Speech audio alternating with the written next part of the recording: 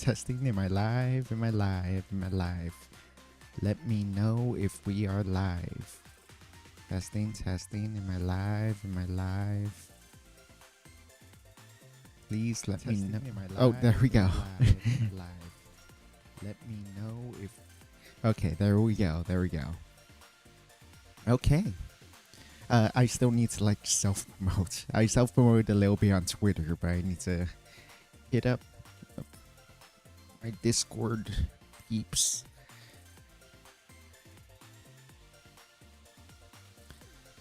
But yeah, thank you for coming along. This is gonna be fun. I promise. It's hopefully it's gonna be fun because it's something I've been planning for a good long while. It's something that I've been really wanting to try for a good long while, and it's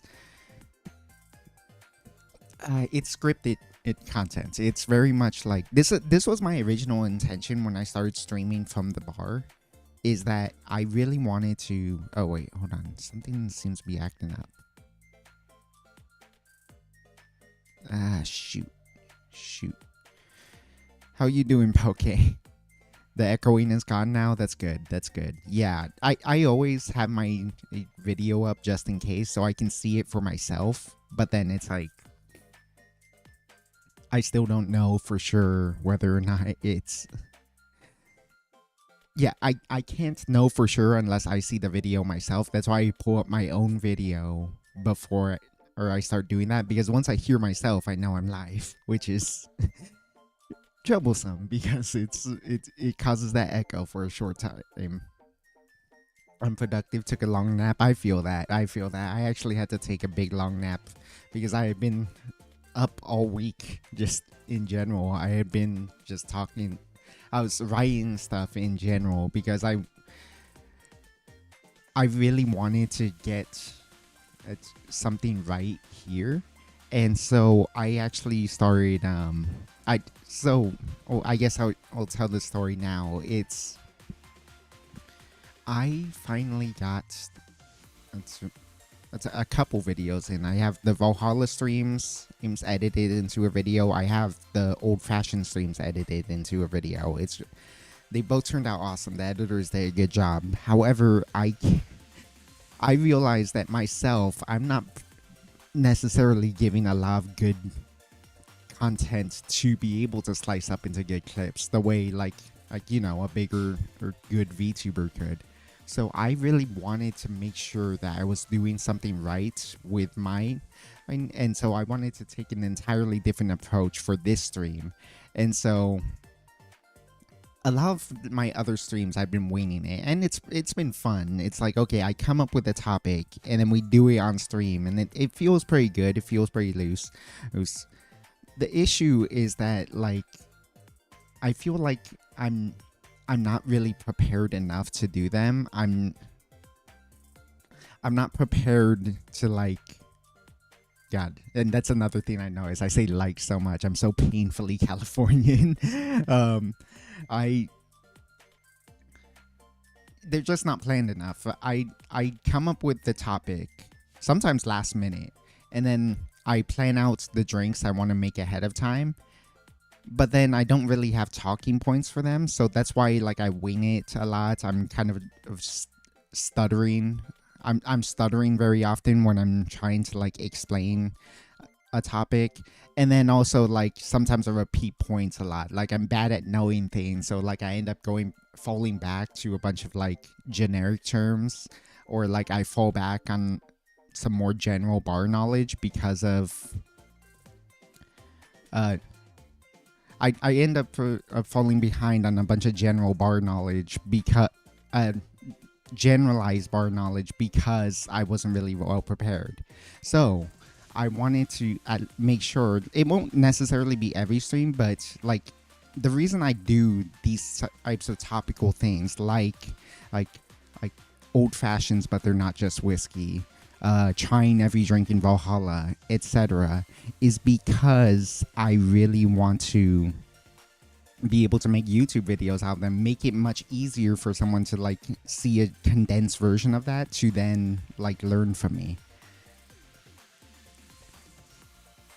in order to do that much more effectively, I feel like I actually had to script things. And that was actually something I realized when I first started streaming from the bar. The issue being that I didn't actually start doing that. I'd been procrastinating on that. Now that I see in action what the videos turn out to be, I'm like, ooh, okay, I'm not doing a good enough job here. I really should plan this out better, especially if I'm going to deep dive on a specific subject.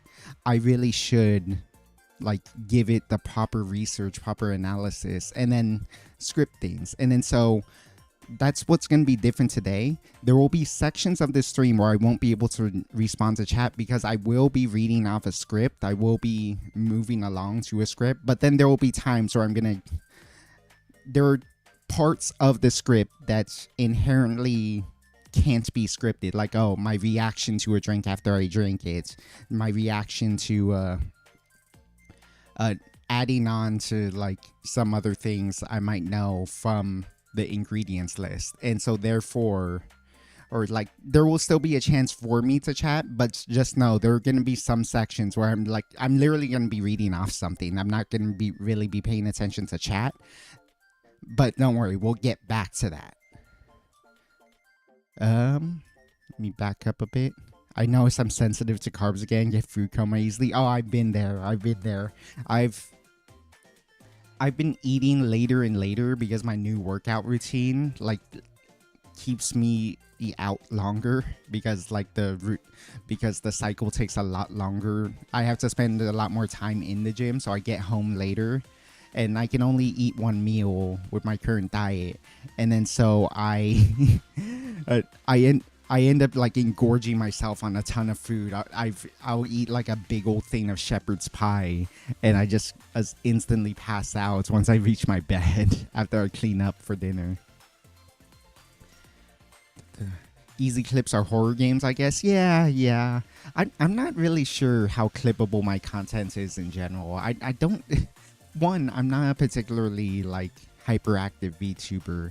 Two, I'm not. I can get excitable, but I have to temper it because like I stream late at night and I literally can't be too loud because I would wake up my family who are day dwellers. I'm a night dweller, they're day dwellers. They can't. I shouldn't be waking them up. We'll catch up on the VOD since it's super late, but I'm here to say the Midwest is best. Hello there, Junie. Awesome. Yeah, there's honestly like there's a lot of Midwestern things. In parts of my family are from the Midwest. Like I do love me like Chicago style stuff because part of them are from there. And yeah, they have some weird drinks as well. That's what we're gonna talk about today. They have a specific version of the old fashioned that is so weird compared to reality. I like Japan's regional superheroes and mascots. There's a train hero named Rappy Tilder. I think it's Rapid and Soldier, who promotes train safety for the Osaka Railway. I've heard about this. There's all sorts of different mascots all over Japan for like different things, and it's weird but cool. It's sort of a way to like help children like understand the importance of all these different things, right? So it's like, sure, you should know about all these things as an adult, but it's also like if you're starting from nothing, it's hard to like really be interested in it or really have any baseline knowledge. Whereas like if you were to teach children that by way of these like cutesy mascots, these like over the top mascots, it makes it easier to like introduce people to the subject, right? Or I'm completely talking out my ass here, so let me know if that's not right at all and it's just something completely different.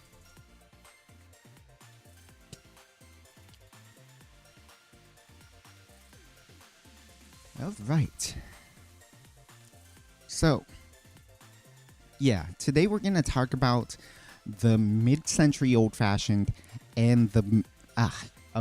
Today we're going to talk about the mid-century old-fashioned and the Wisconsin old-fashioned. Two extremely bizarre variants of the old fashioned, and they have such an interesting and weird history that I straight up couldn't actually just I straight up just can't actually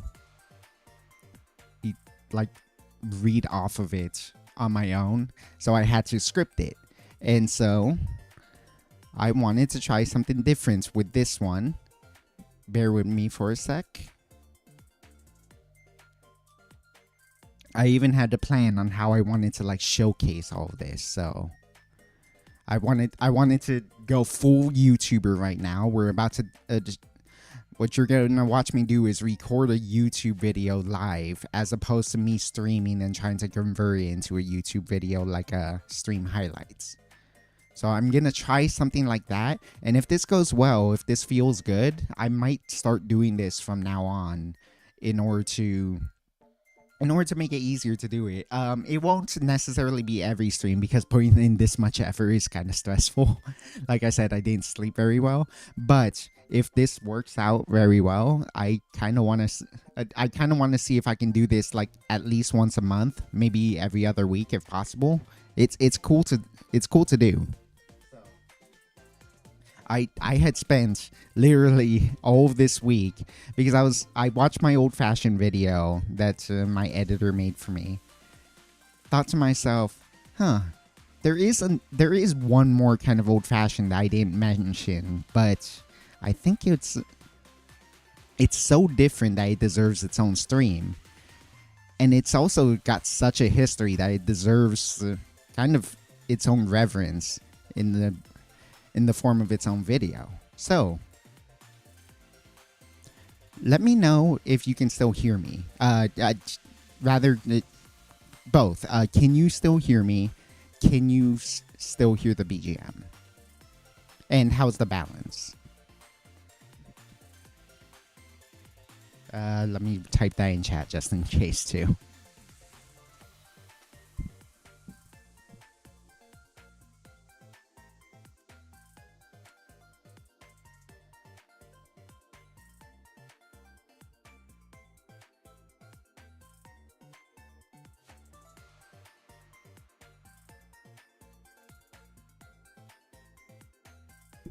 Okay, awesome.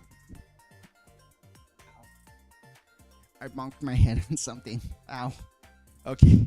Okay. Ow. Owie. Okay. Okay. Do you...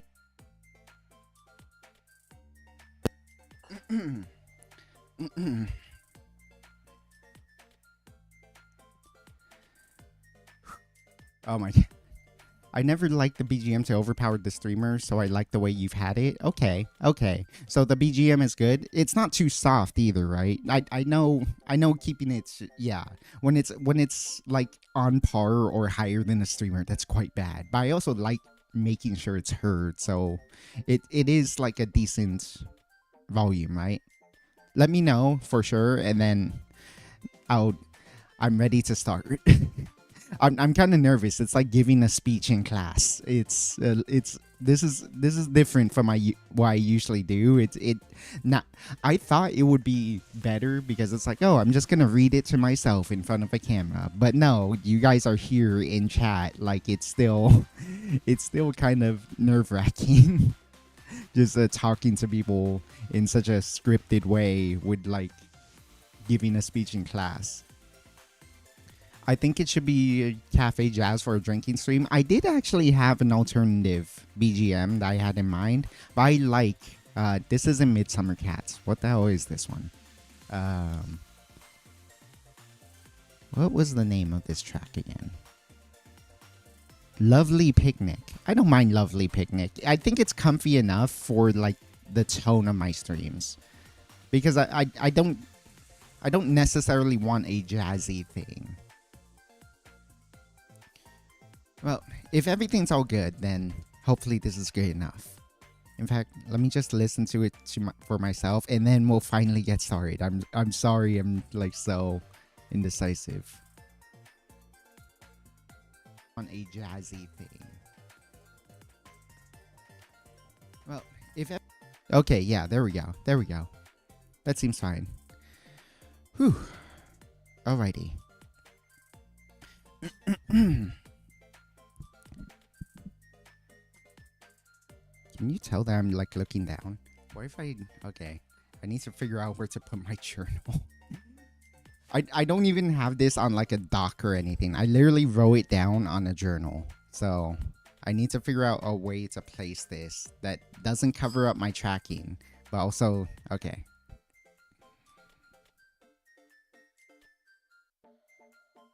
No, I'm like looking to the side when I do that. Frick. Oh, I didn't plan this out. What else is new Nanatsu? Fuck. It might like peeking to the side a little bit when I do this.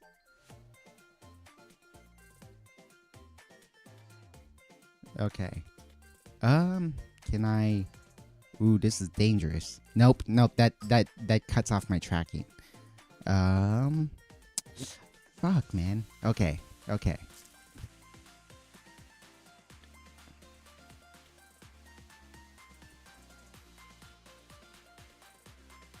Okay, that's gonna mess up the camera a little bit, but that's fine. Whatever.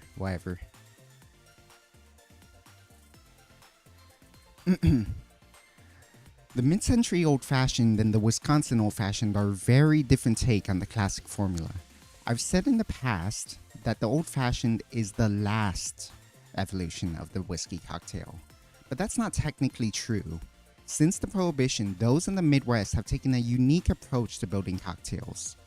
Tonight on Midnight Mixology, we're going to explore the ins and outs of Wisconsin's signature cocktail. Oh my god, can you hear the pages flipping? It's important to note that Prohibition did work. Alcohol becoming illegal meant that it... Thankfully, the editor can just edit past my my stumbles. It's important to note that Prohibition did work. Alcohol becoming illegal meant that many big distilleries had to be shut down, and many bartenders emigrated to Europe. They were criminals now. Yes, lots of people ignored Prohibition and made alcohol and drank it, but so much knowledge about mixology was lost. Many drinks at the time were improvised in an attempt to make illegal moonshine and bathtub gin more palatable. Many famous drinks you hear about nowadays are a result of the Great Cocktail Revival, which started in the late 80s. Doing away with decades... Ah, shit. Yeah. That's all one sentence. Hold up. Rewind. Many famous drinks you hear about nowadays are a result of the Great Cocktail Revival, which started in the late 80s, doing away with decades of forgettable cocktails that were...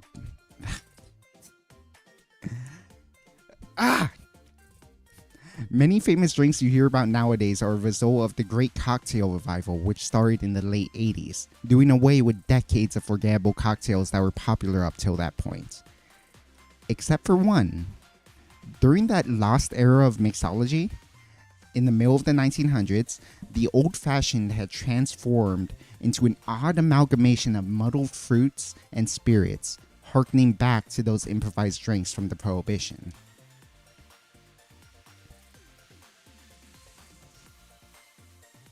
Barcam.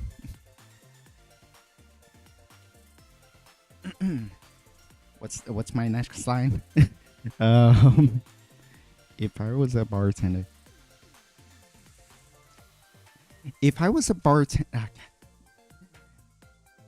was a bartender in some fancy hotel serving some rich fella in old fashioned, it might look something like this. Okay. If I were a bartender at some fancy hotel serving some rich fella in old fashioned, it might look something like this. How is it so far? Oh my goodness, I'm so bad at this. I had been rehearsing this too. I had been rehearsing all this to try to make it sound smooth, and I'm still fucking it up. What emote is that even, Chimney? Okay. I forgot to get my oranges.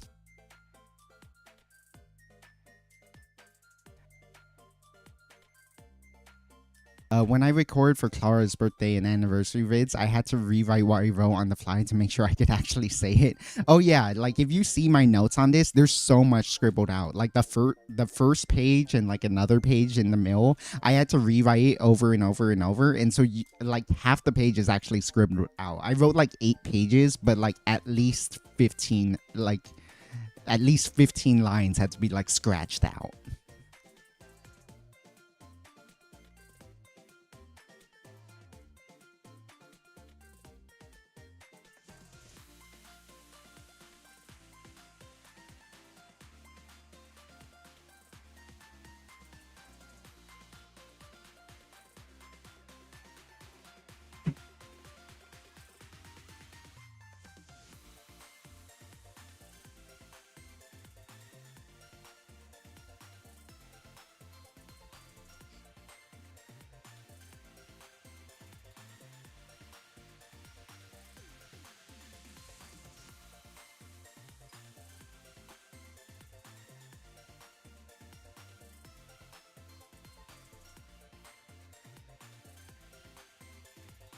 Oh hi, Hacker Troller. Hi.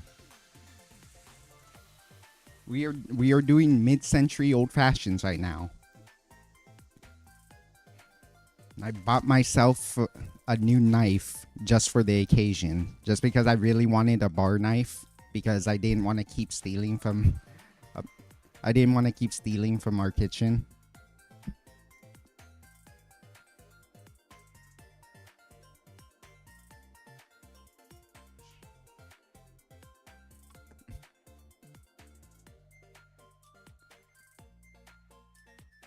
One orange wheel should be a relatively thin slice.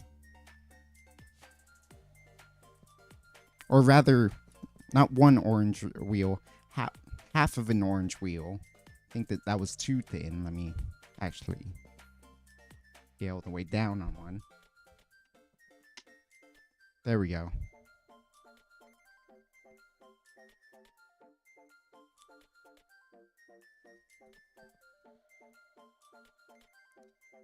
Half of an orange wheel.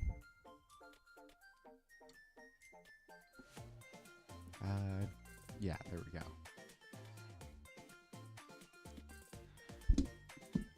One or two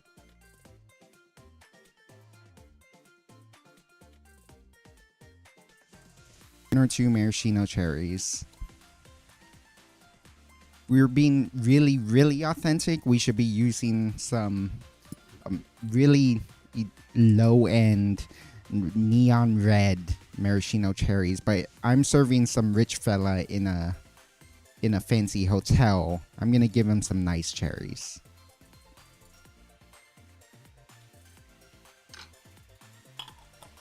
Some nice Luxardo cherries.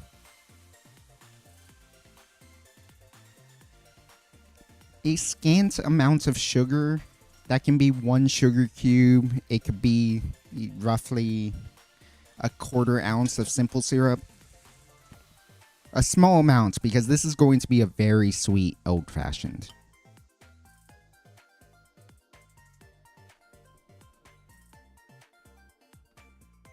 There we go. That's a little more than a 1/4 ounce, so that's going to be quite sweet.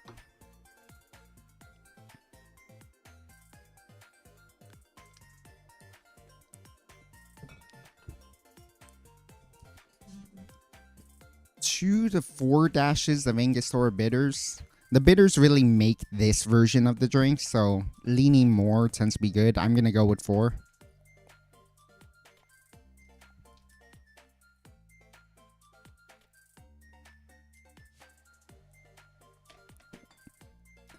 And then we muddle this mixture. We really want to grind this into a paste. You do want to try to avoid pressing too much on the peel itself. Now, normally the peel is the most delicious part of the orange in your cocktail. That being said, because we put the whole slice in there, it also has the white pith in it, and that's going to impart a lot of bitterness that you don't want in this cocktail.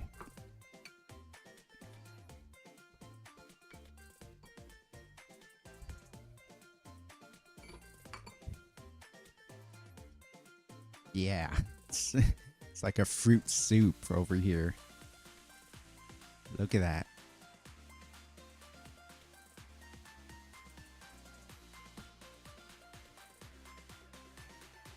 Two ounces of bourbon. That's running out. That's also running out, but we'll see. 2 ounces of a bourbon.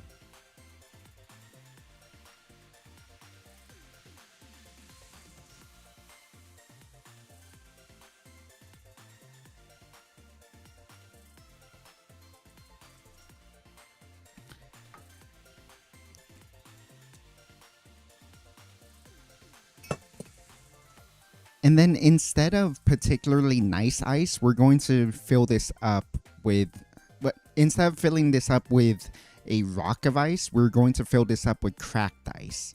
And the reason why I was going to say, I was going to say something else, but I'll save that for the Wisconsin Old Fashioned. So give me a sec.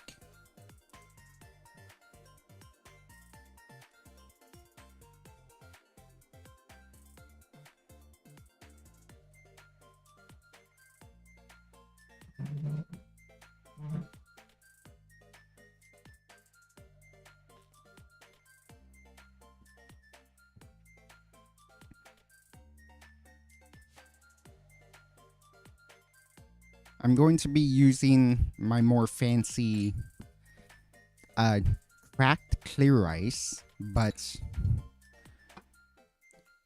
even at like a nice hotel, they might give you cheaper pan ice.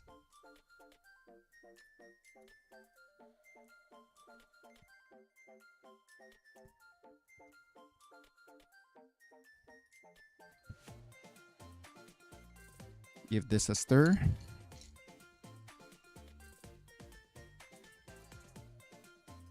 Try to incorporate all those muddled fruits in there. All that like pulp and other gel.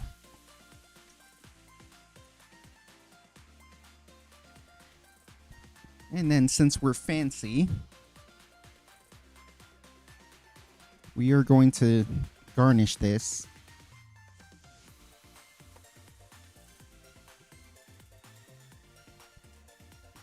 with a cherry, one more maraschino cherry,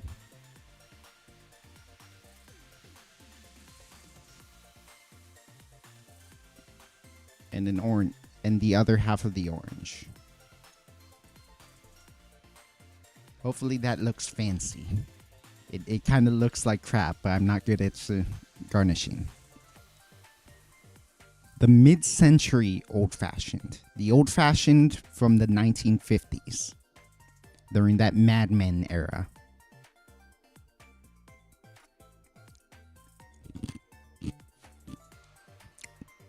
Crunchy ice. That's something I'm definitely not used to in an old-fashioned.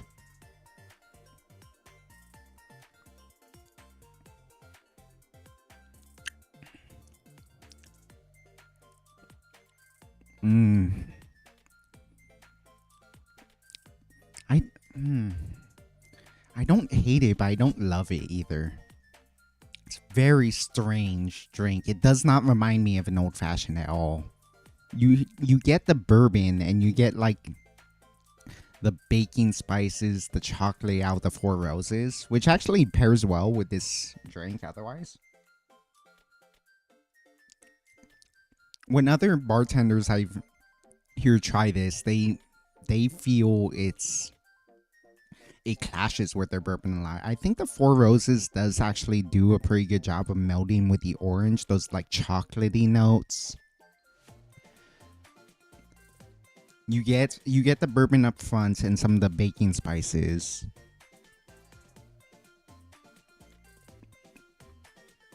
You get a huge hit of the cherry,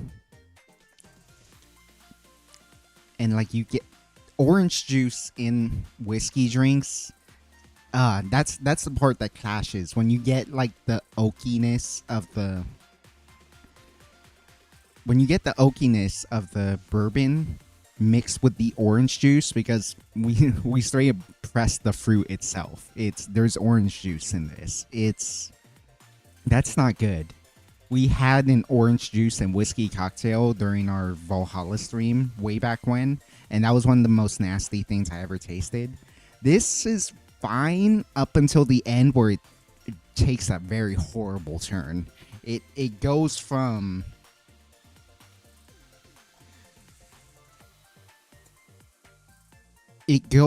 being like, okay, you get the bourbon, you get the Four Roses up front with its cinnamon spice is like,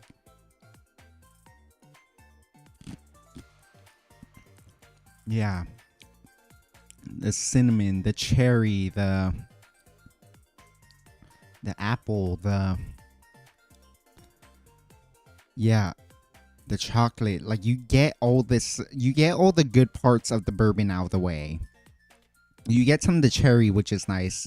The orange, especially the oils from the skin, are meld really well, but then you get to the orange juice and the oakiness. Not so much walking together in this analogy as I usually do. I think of flavors as a walk. Instead, when you get to the oak and the orange juice, they trip. If this is a walk, you trip at the end because of the orange juice and the oak note of the bourbon. This is it's a very strange sort of drink, but it's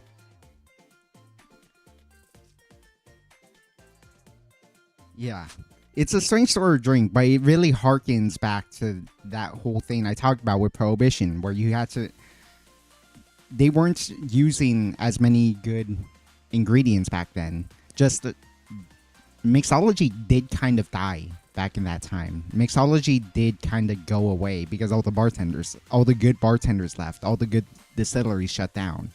And so the idea of muddling fruits into your drink makes some sense, but it doesn't really, unless you're really thoughtful about how and why you do that, it can lead to some really bad combinations like you get in this drink.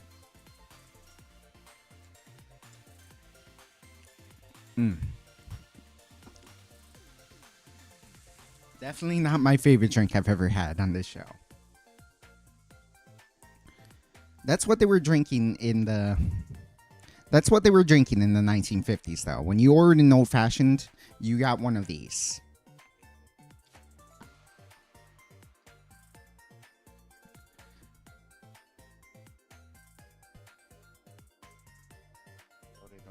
Okay, back to photo shoot mode. Hey T, I'm in YouTuber mode right now, so I won't be interacting with chat as much, but it'll only be temporary because I am following a script this time, and I really want to try like doing this like a proper YouTuber. So you'll have to forgive me if I'm not the quickest to respond. But how you doing today, T?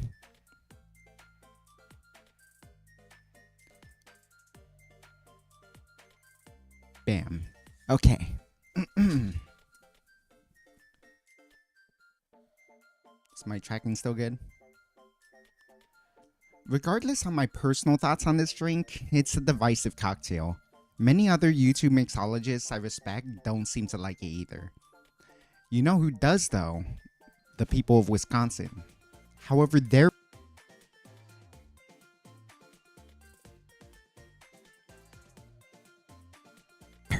it looked like it lagged. Please let me know if it lagged, if it like missed a line there. I'm gonna reread it just in case. You're just a bit focused mode. No worries, Pokem, no worries. The fact that you're here at all and like lurking is enough for me. I really need to set up a lurk command for YouTube. I have it for Twitch, I don't have it for YouTube. And I haven't streamed on Twitch for a while. Your audio died for a moment. Okay, I'll reread it. Regardless of my personal thoughts on this drink, it's a divisive cocktail. Oh, however, that's where it is. Also, is the background supposed to be different? Yeah, I'm trying to do a YouTube video.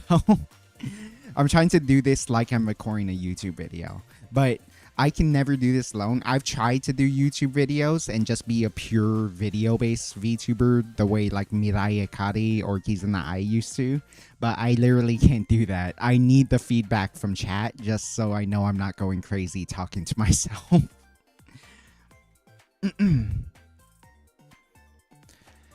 However, their version deviates even further than the mid-century old-fashioned. For one, their spirit of choice is brandy. Wisconsinites love brandy. In 1893, a then new distiller named Corbel made the brandy old-fashioned. In 1893, a then... God damn it. I'm so nervous. I was doing this fine off camera. Now that I'm on camera, it's so much harder. For one, their spirit of choice is brandy. Wisconsinites love brandy. In 1893, a then new distiller named Corbel made brandy old fashions for the people of Wisconsin, and they loved it. Many people in Wisconsin at that time were German immigrants who had already had a fondness for brandy. Many people in Wisconsin at that time were German immigrants who already had a fondness for brandy in their homeland. To this day,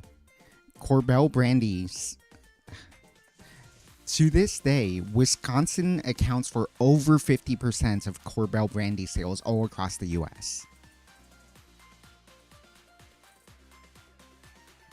Secondly, the Wisconsin Old Fashioned is made with a wash. That is to say,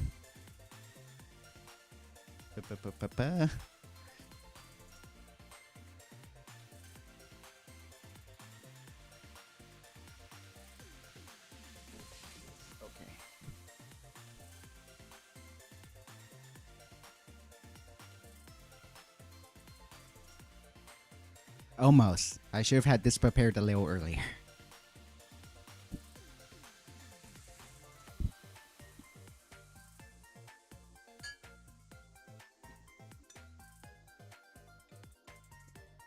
There we go.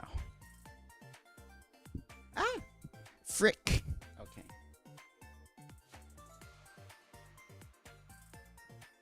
Oh, you can't see all of that. Okay, let's see if I can move this a little more.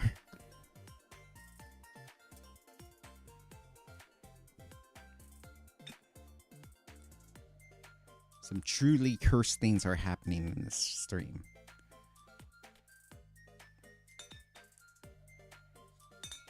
Can you see the SodaStream logo? There we go. Yeah, there we go.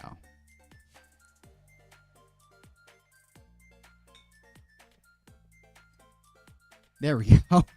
Okay.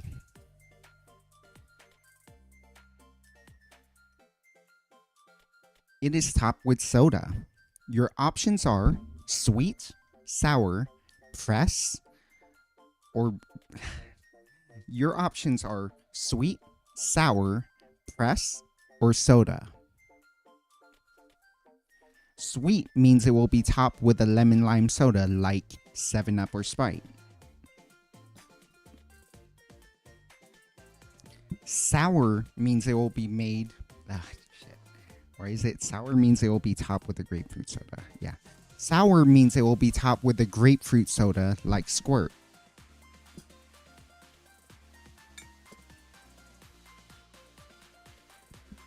And soda means it will just be topped with soda water.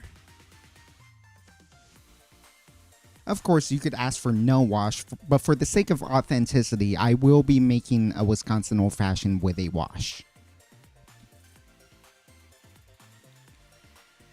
As you might be able to tell, this is a very inelegant cocktail. That's sort of the point. Shit. Where can I put my script? where it won't be on the camera. As you might be able to tell, this is an intentionally inelegant cocktail. That's sort of the point. It is a throwback to those drinks from the Prohibition, those improvised drinks from the Prohibition. Let me try that again. It is a throwback to those improvised drinks from the Prohibition. To quote the educated barfly on this subject. To quote the educated barfly on this topic. Oh shit. Okay. Let me just... Oh my god, I've been knocking the camera all out of whack too. Shoot.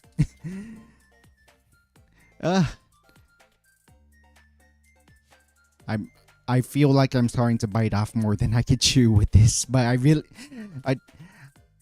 think it'll work out. It's just that there's gonna be a lot of breaking up to make me sound remotely professional. Any attempt to dress it up or make it more elegant is to miss the point. It should be made with cheap ingredients and bad ice because that's the way it was born.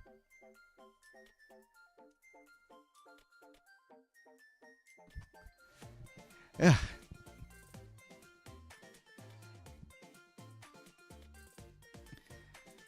Okay, let me bring back chat. Come on, you can speak right. We believe in you. Thank you. Thank you. I hope this is at all interesting. I did do a lot of research for this story. And in fact, like the next page is a lot of shout outs. And I'm going to do one of the most cringe things I've ever done as a VTuber. You'll have to forgive me.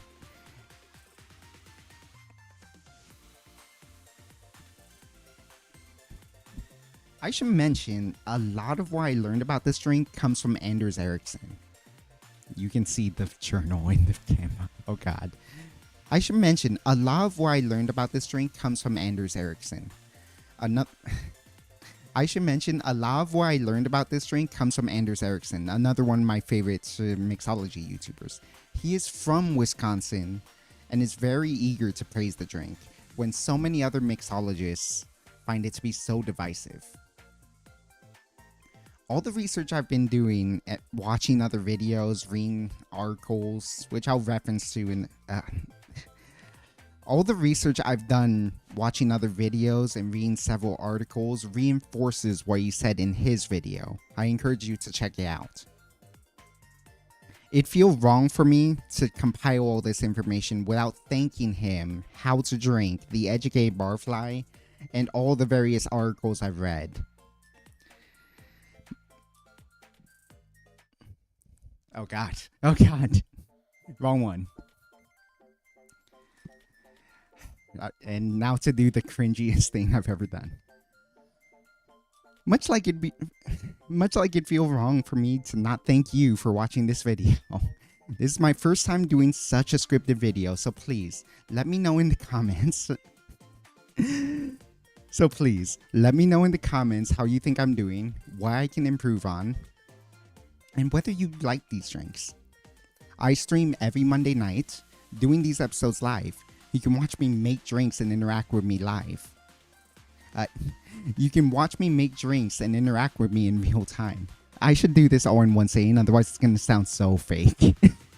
I genuinely mean this, but it's also like it's a CTA you have to do in YouTube videos. I was legit asking my friend, what do you hate with the YouTube CTAs? Which ones do you actually appreciate? And he's always like, oh, I like the ones where it doesn't sound entitled and it doesn't sound like he's forcing you to do it. That you should just consider it, not hit that subscribe button, please. It's consider subscribing. Don't make them feel like they have a choice, as opposed to like begging you to click the button.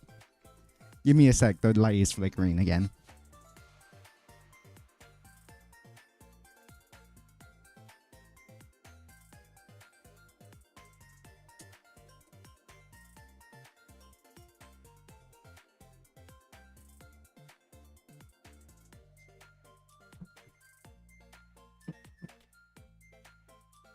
Oh my god. Oh my god. However, there is the background. Okay, yeah. Ah, oh, this is actually a lot more stressful than I thought. J- Winging it is a lot more fun, but I know that it leads to super. It unless I'm well researched on the subject, it's really cringy. Listen to me talk that way. That's why I'm doing it in such a scripted way right now.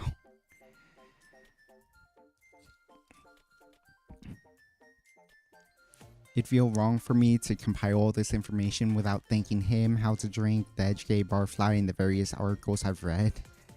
Much like it'd feel wrong for me to not thank you for watching this video. So please, let me know in the comments how you... this is my first... Oh my god. Should I really read this? It feels so fake when it's scripted. Honestly, like...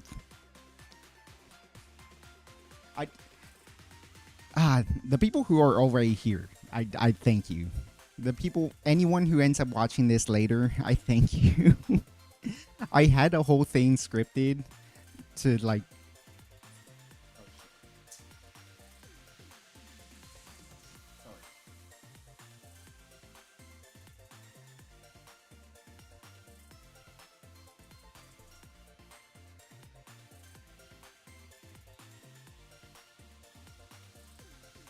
Sorry, I got contacted by a family member. Man, even my genuine CTA, is getting interrupted. Honestly, just if you're watching the video to this point, if you're here on stream, I really appreciate you. I do stream every Monday night, so if you want to interact with me, if you want to see me make the drinks live, I stream every Monday if I can, and I've been consistent about that. I've been pretty consistent about that, but I'm not the best at it. Please consider liking and subscribing if you like this content. Let me know how well I'm doing. This is my first time trying a scripted video, so I hope it's turning out well. Because I'm in between all these takes. I hope my editor doesn't keep in all the stuttering. I hope that it's... honestly, I just hope it turns out well. I really did put a lot of work into this video in order to try to improve it, to try to not stutter so much, say like so much, and all that type of stuff. So thank you if you've been watching to this point. And I hope to any potential new viewers that you stick around and can watch me stumble over my words constantly live. And to just hang out as we make drinks and chat together. Anyways, back to this actual script. Yeah. I don't make videos and I'm too lazy to edit the video. Oh man, I just don't have time to edit the videos, man. Like especially because I'm new to it, like I'm still learning all the processes, and so I tried to edit my own stuff, but it's like, okay, you have to do all this cutting, then you have to like add the text, and this is all for like super basic stuff. Like you have to add the text manually one by one, and then you have to do like each individual zoom in, zoom out, and then you have to like do all sorts of stuff, and I don't know how long it takes my editor. It would definitely take me so long. And I once spent like 3 hours on my first ever VOD, only to get like 10% of the way through. And it was a really shoddy job.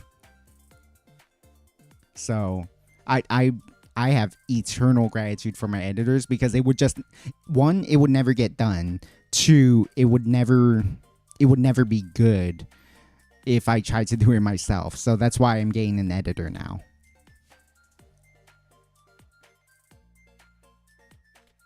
But I realized that my own content, I feel like, is too sporadic, not well planned enough, and therefore that's why I'm doing this with a script now. Anyways. With that out of the way,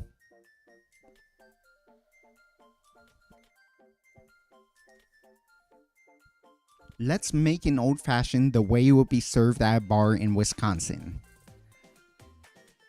We are going to need another orange wheel.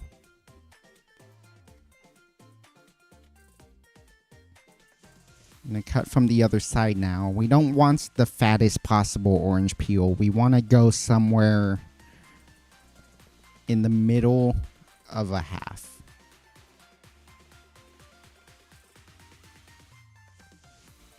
This fruit knife is so much better than I thought. This fruit knife is better than like a chef knife at cutting fruit specifically.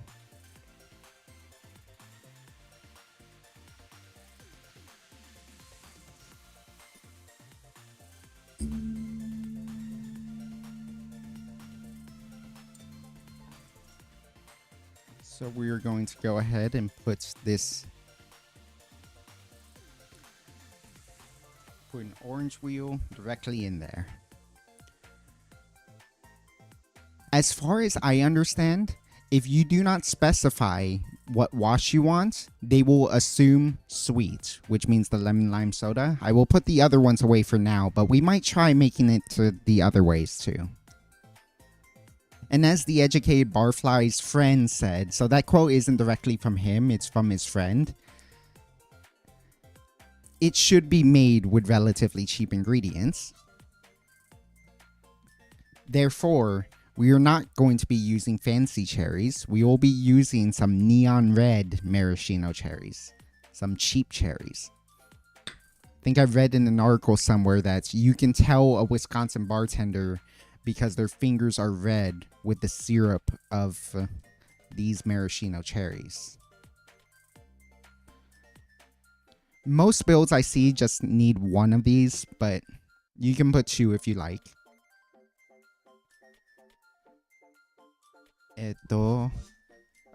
Another scant amount of simple syrup. I'm gonna go with another 1/4 ounce of simple.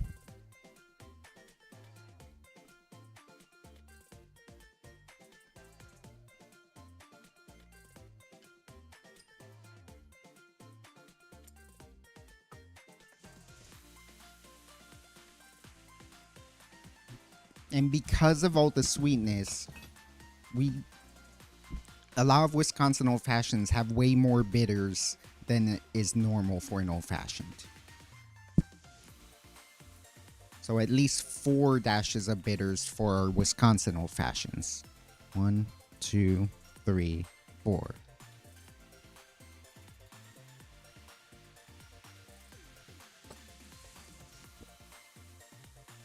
Muddle this up again, trying to avoid the orange peel.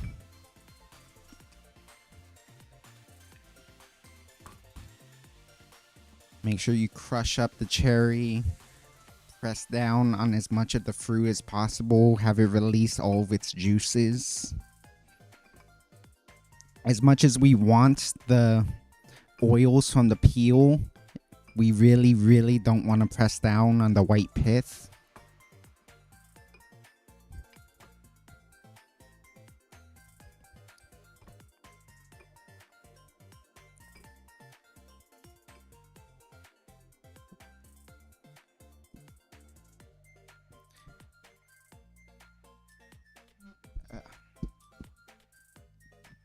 And as mentioned, a Wisconsin old-fashioned is not only much more similar to a mid-century old-fashioned than a normal old-fashioned, it is also made with brandy instead of bourbon.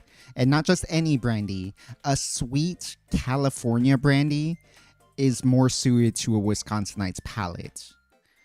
And specifically Corbel brand, because Corbel is the most famous brand there. As far as I understand. 2 ounces of Corbel.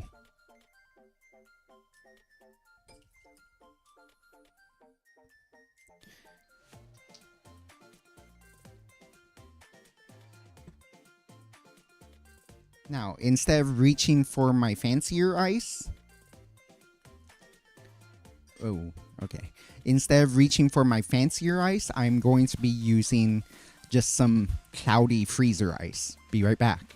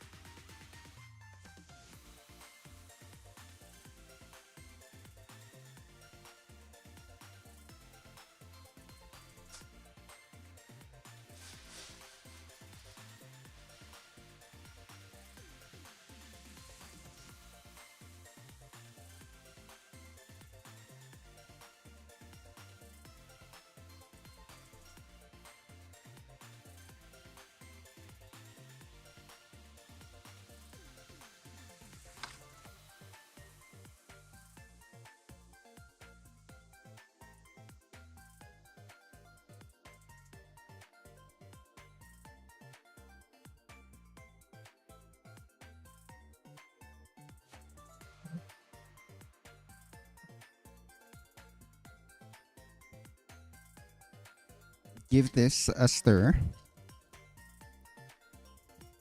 Just want to incorporate all those ingredients together. Try to get the fruit suspended into the mixture instead of just laying on the bottom.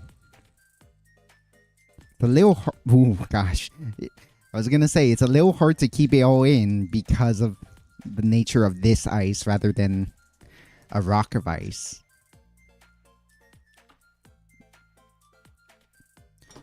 And then finally, top with a splash of soda water. We're not trying to dilute this too much. Oh god, is this not twist off? Oh god, I'm gonna actually need to get a beer bottle opener. Give me a sec.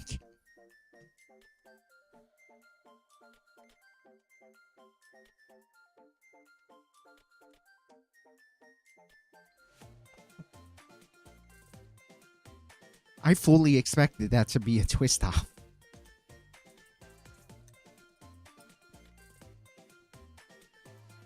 Just the splash. You do want to leave a little room on the top.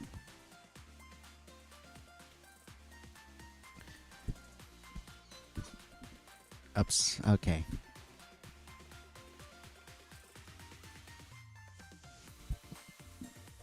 Because we are going to make another flag.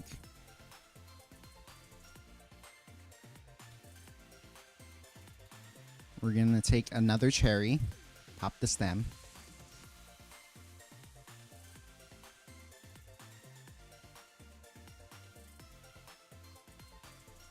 And just float that into the drink. There we go.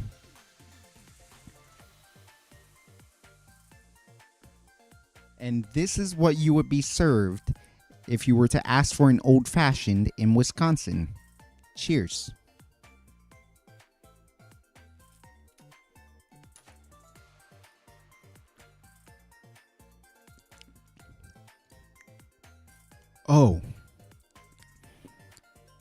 Oh. I don't want to offend the people of Wisconsin, but... Oh no.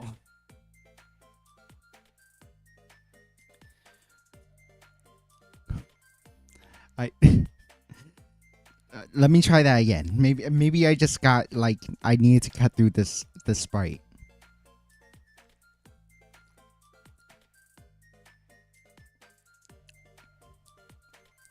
Oh god. It's too sweet. It like everything. I can barely taste the Corbel. The Corbel is too light bodied. The Corbel is actually a decent brandy. I think, as far as I understand, I'm not much of a brandy drinker. It's a decent, cheap brandy. It's like, I find it to be pretty good. It is a good budget choice. It's rated as a good budget choice, but it's very light. It has like a sort of like appley grape, like vanilla cinnamon thing going on here, and I can barely detect that at all. It's too hidden by all the other fruits in here.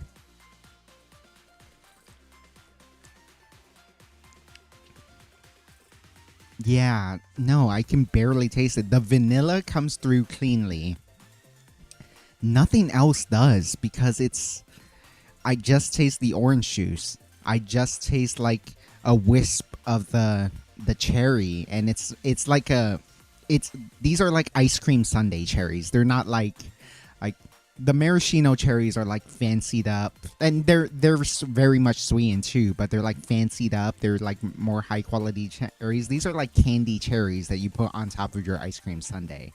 And so it's like you're drinking orange juice and like candy cherry juice with like a waft of vanilla.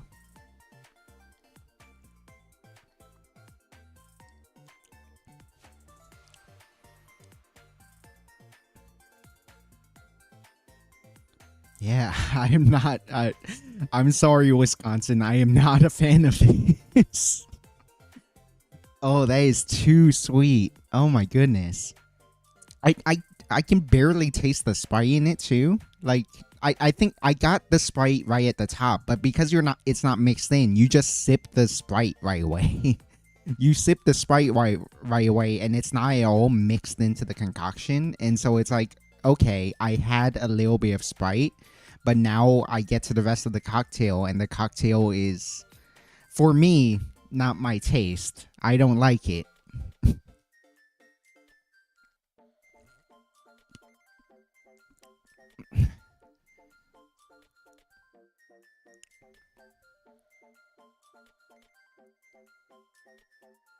I film my videos at the top with shitposts, and that takes time, a lot of time, but it's the content I like to make, and that is the style I'd like to see. Nothing wrong with just improvising. I, because I want to be more like How to Drink, Anders Ericsson, the Educated Barfly, I do think my content benefits from actually planning it out and scripting it, whereas like improvising is a lot better for stuff like Uo Tuowo, where his projects take a long time, where you're playing a game and it's all about your reactions. For me, because I have to tell histories of drinks, because there's a lot of knowledge that is like hard coded into bartending mixology. Being actually knowledgeable on it, well studied on it, researched, is better than having it, better than just coming up with it off the top of my head and possibly being bullshit. So I really want to make sure, like, I'm at the very least well researched, if not fully scripted. And I like having the script because it keeps me on topic better. It can let me tell more niche parts of the story, like the whole Prohibition thing, like the whole muddled fruits thing, etc. The whole sweet sour press or soda thing, without repeating myself by accident. Trying to de-rust and relearn how to render and be like Redrop. Ooh, Redrop's a great artist. If you can start doing Redrop type stuff, Poke, your art, which is already excellent, would level up greatly. I mean, Wisconsin is known for cheese and beer, not necessarily liquor. Yeah. There, I really don't want to disrespect the Wisconsin old fashioned. Anders Ericsson is one of the bartending YouTubers I respect most, and he's from Wisconsin, and he loves a Wisconsin old fashioned. I don't. I really wanted to see what this was about because he talked it up so much, and it's considered such a weird version of the old fashioned, but I don't think this is for me.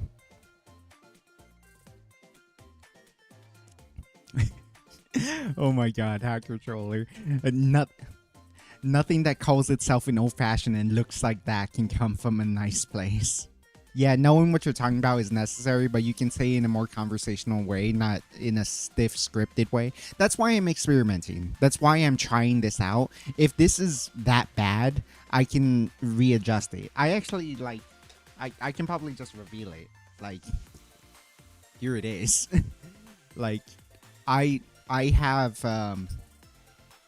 I literally wrote it all down like a script. I could do it in a more organic way where instead of literally writing the words I want to say, I can put bullet points like, oh, okay, talk about how the prohibition caused this. Talk about how, oh, bootleggers did that. Talk about how in a fancy bar it would be served like this, etc. And so there's ways I could have done it. There's a different way I could do this. I still want to make at least semi-scripted content. I do want to make this semi-scripted content because I think it would do a better job of me telling the stories I want to tell in terms of the cocktails I'm really interested in making, as opposed to winging it and possibly either just being wrong straight up or not going in depth enough when other channels can go in depth. You know what I mean?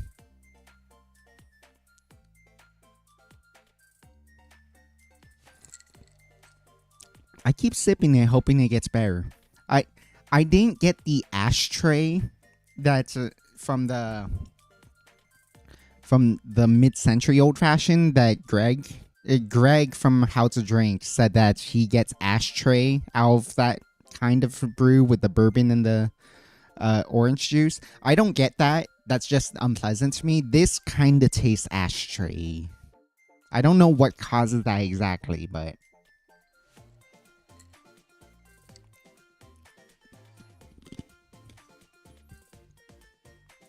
oh, I think it's like the oak and the candy cherry that like mixes together into that ashtray taste. It doesn't help too that like using low quality ice like this, the reason your ice would be cloudy, no matter what you do, you can use the purest water, you can try to isolate it in your freezer, you can try to keep it out of everything else. Your ice will always be cloudy because there's like, we are bound down to the earth with like 15 pounds of air on top of us. However much you weigh, subtract 15 pounds because 15 pounds of that is air pressing down on you. And all that gets frozen into your ice. When it gets frozen, you need to freeze your ice in a very specific way to turn it clear. And that's why like most ice in your kitchen is probably cloudy like this. Because you didn't directionally freeze it. For our fancy mid-century cocktail, the ice is clear because I directionally froze it. It's a little bit of a... It's not even a technique, it's just a science thing. And if you understand the science, and you would know what to do. And it's as simple as just put it inside of a coffee mug. Like, quite literally, put it inside of an insulated coffee mug. Put it inside of a chest cooler. Like, you know, those ones you bring out on picnics for your soda.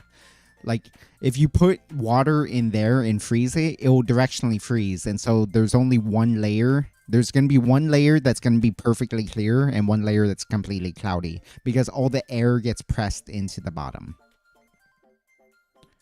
There are fancy boxes that make ice clear? Yeah, because they cause directional freezing. The whole point is directional freezing. Okay. So that was close to the end of the scripted content. There was one thing I wanted to try too. It was either remake this the way I would make it or remake this the other way. So instead of a sweet Wisconsin old fashioned,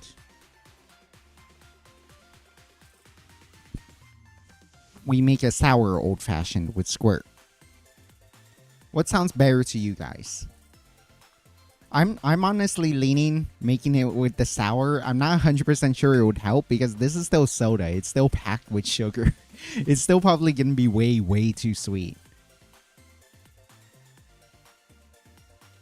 Well, I think I'm going to make it the way I would make it. So how would I try to make a Wisconsin-style old-fashioned that's actually good? At the very... That sounds so rude to Wisconsin. How would I make a Wisconsin old-fashioned that is suited to my taste? I would definitely just do it with soda water. I would do it soda. I would use nicer cherries.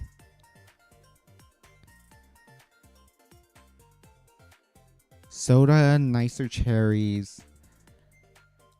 Would you allow me to use something other than bourbon? If you went to a Wisconsin bar, you could always ask for it with bourbon. You could always ask for it with a different spirit. But I think to be in the spirit,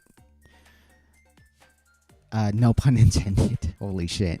To be in the spirit of making it Wisconsin style, I think I still want to do it with the brandy. The brandy is good. Like that's the most that's the thing I'm most disappointed in with this is I can barely taste the brandy in this. Let me just.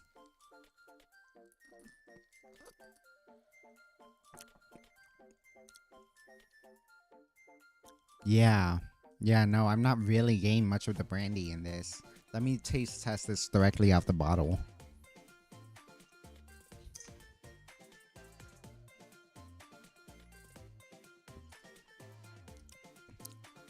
Yeah. Yeah. Upfront vanilla, caramel, grapes, apple, oak.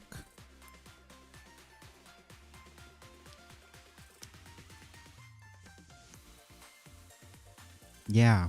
Yeah. That's honestly really nice. Super smooth. It goes it's so light.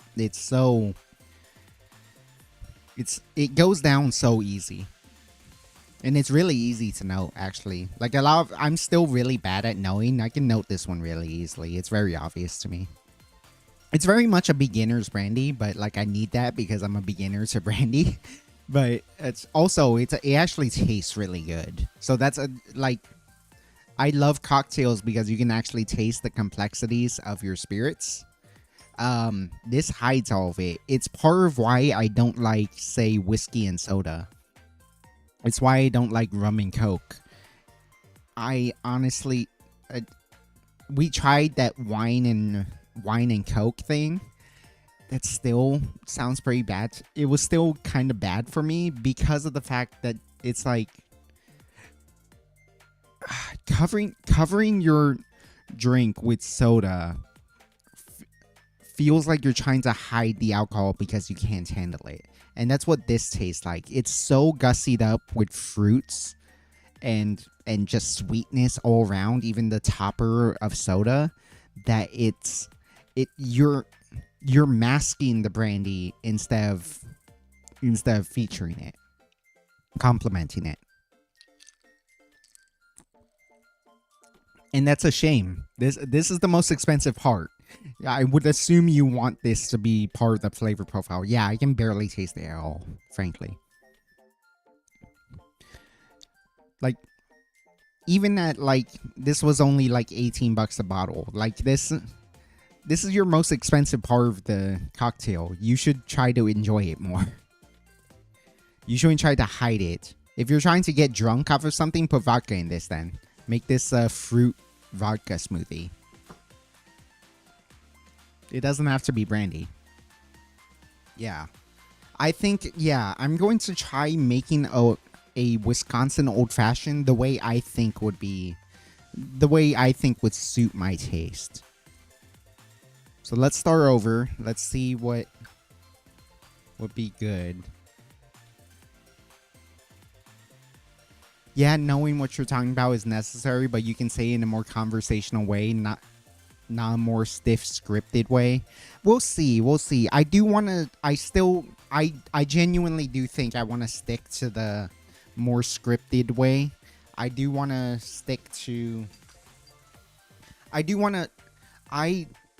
Ludwig had talked about this. Like, if you want to be a good streamer, you need to watch streamers. If you want to be a good YouTuber, you need to watch a lot of YouTubers. Or like you will develop your style quite quickly if you know, like, if you follow a bunch of streamers and know who's popular and why, know what they're doing, what makes them tick, how they treat their fan base, etc. And like, that's something I'm definitely bad at because of the fact that I genuinely just don't watch many streamers. I'm quite picky with the streamers I watch. I like a certain atmosphere, a certain culture, and that's why I'm not like hyperactive. I'm not like turbo zoomer or ADHD the way a lot of VTubers are. I do like a little more structure. I do like more a more controlled and a mature chat. I do prefer all that kind of stuff. And so I don't think I just frankly don't have enough experience in general, even as a watcher, for streaming, because like I don't really watch that many streams. I only watch the streams I like to watch. I'm picky about it. Whereas like YouTube, that's why I focus so hard, even when I was doing gaming, of like doing things in a YouTuber way. Like, oh, every stream has to have a point so that I can carry up to be a YouTube video. I should have a plan so that there would be a start, beginning, and end like a YouTube video. Whereas like a lot of streamers like, oh, just play this until I feel bored. I'll play this until like I need to sleep. I'll do this for a while and then do this for a while. Or like go on like 3-hour yap sections about random stuff because they just like talking. And that's perfectly fine. Obviously they're good streamers for a reason. But like that's not the type of content I like. And I love watching Outdrink, Anders Ericsson, Educate Barfly, Steve the Bartender. I like watching these very focused videos where they tell a story, where they explain the history of something, where they make the drinks, where they react to the drinks, and it's very controlled. It's segmented, and it's like intro, backdrop, making the drink, reacting to the drink, adjusting the drink, giving commentary on the drink, ending. Like I like that structure, and that's why I've done my streams. I've done my streams this way the whole time, but I wanted to give it even more structure so that when I try to do stream highlights, it's better. You know what I mean? So that's why I'm trying out this new like scripted style. I'm gonna have to figure out a way now to actually put my thing. Actually, that's easy. That's easy. I literally, instead of having a fucking journal that I have to like crank my head at to look at properly, I should probably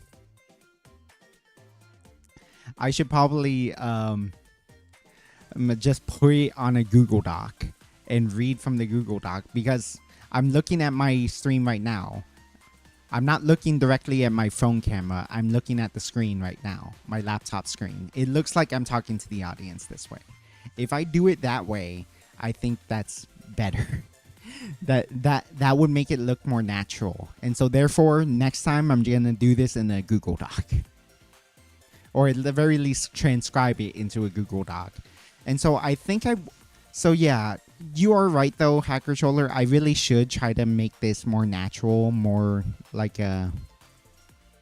more interactive, because it is still a stream, but I do want more structure out of my streams. Anyways, I'm gonna make the Wisconsin old fashioned my way. See if I like it better. So to begin, we're going to Whoops. Oh my lord. Oh my goodness gracious. First, we're gonna have to do the orange wedge again. So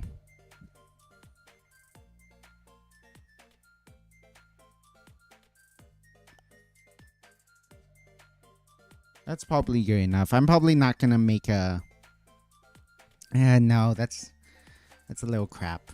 Let's try that again.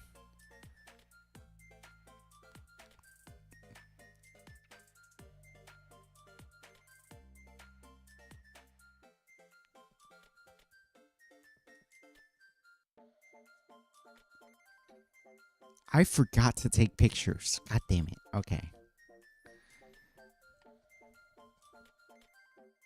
This knife is so sharp, actually. Holy shit.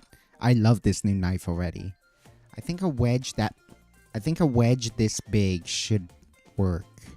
It's not too big like the other ones.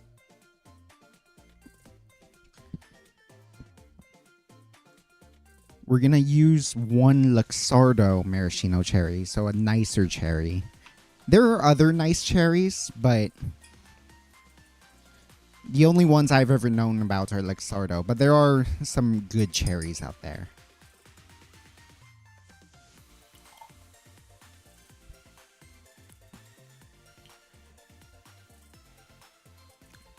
Angostura bitters, 4 dashes does seem like a lot, but now that I think about it, like, it doesn't cut through that well, so I think 4 is correct. Because we need to cut through all of this sweetness.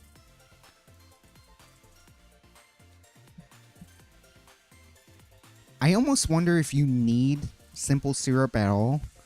I'm gonna try putting only 2 dashes of sweetness in it, so 2 bar spoons.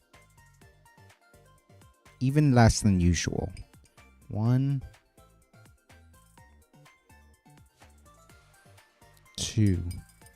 It might need this in order to balance out the sour elements. But I want to barely put any because it's already massively sweet. Okay, let's muddle this.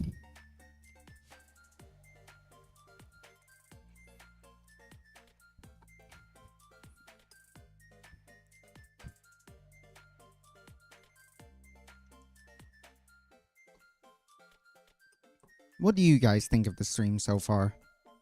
I know it ended up being like a little more cringe than usual because I'm trying to do the whole scripted thing, but I genuinely do want to try to make better YouTube videos. That is my main goal with this.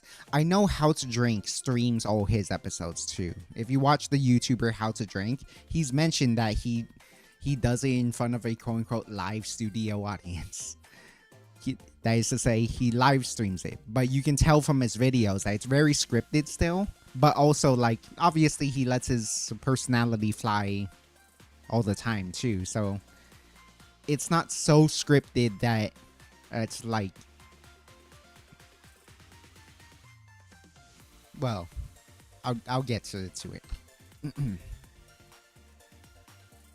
So that's muddled into a paste. That should be good. I tried to avoid the orange peel like last time.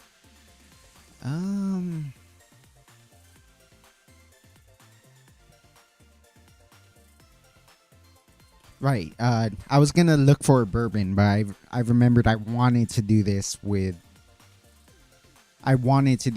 brandy. I was looking for a bourbon, but I wanted to do this with brandy.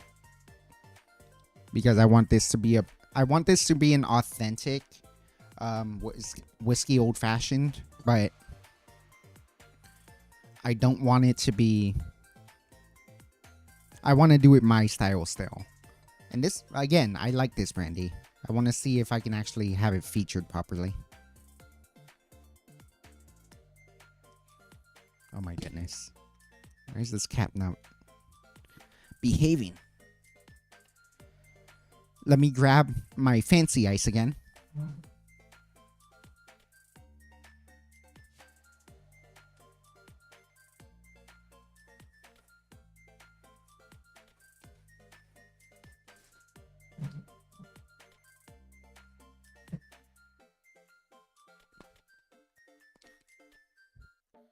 It's a bit neat. I'm glad.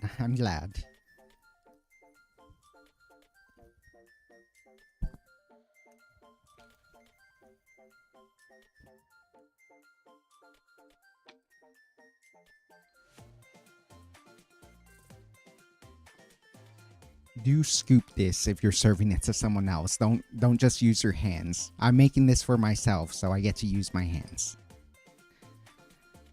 But don't be a savage.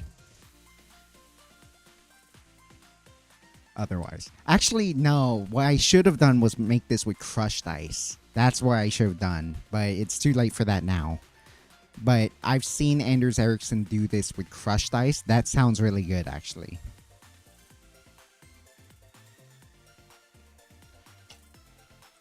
There's a little bit of frost on this, but it is clear ice.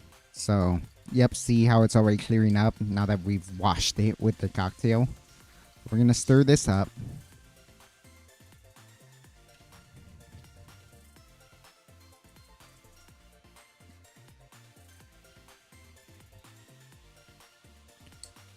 And I really do not want to dilute this with anything more sweet, like a squirt or a Sprite. So I'm just going to use some basic soda water.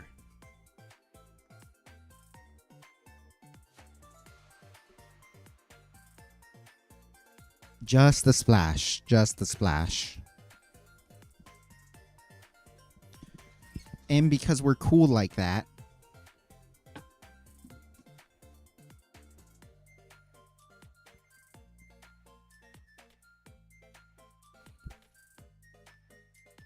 I will make another flag. I'd have thought about doing an episode where I'm just practicing my garnishes. So like we'll make basic ass cocktails. We'll make whiskey sours. We'll make daiquiris. We'll make like old fashions. But actually, you try to give a shit about doing good garnishes. And all the stream is me trying to like do good garnishes. Whoops. There we go. No Natsu Kazari's Wisconsin Old Fashioned.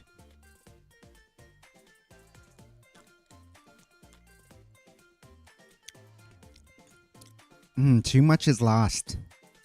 Too much is lost from the muddled fruit.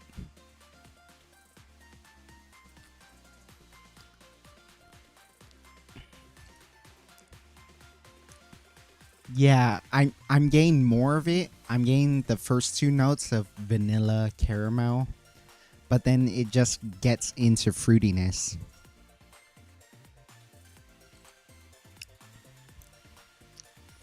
Yeah, vanilla caramel. Ooh, a little bit of oak. It's doing a better job featuring it, but it instead of featuring it, it's more that it's like muffled. It's like someone's put their hand over its mouth. The fruits and the cherries have put its hands over the brandy's mouth.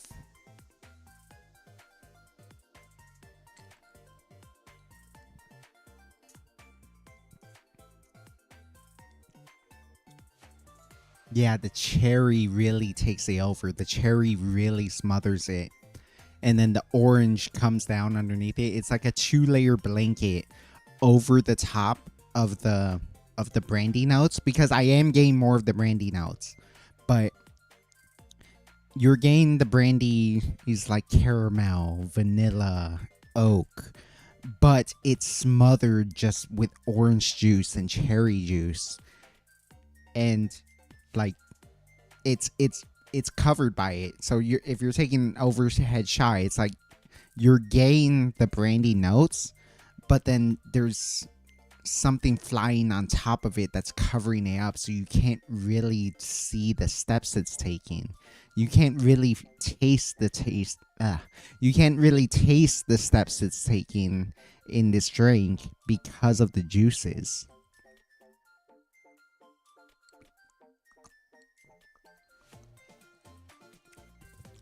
Yeah, it's simply far too diluted. Even by the Angostura bitters too, frankly.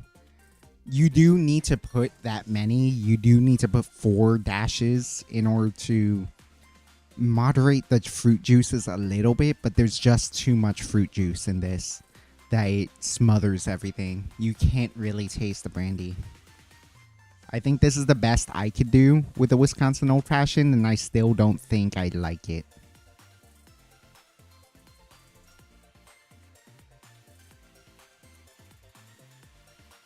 Yeah, yeah. It's unfortunate. That's a good brandy. I like that Corbel. I want to try more brandies because there are some really fancy cocktails that call for brandy, that call for cognac. So I do want to explore brandy more. This was a nice opportunity to explore brandy, but I don't think this is a good vehicle for the brandy, despite the fact that it's literally Wisconsin's signature cocktail. It really just hides the brandy too much, in my opinion. It's not as offensive as the other ones because you're not the way it mixes. Oh, it just punished me for saying that. Oh, I got the ashtray again from the back end. Whew.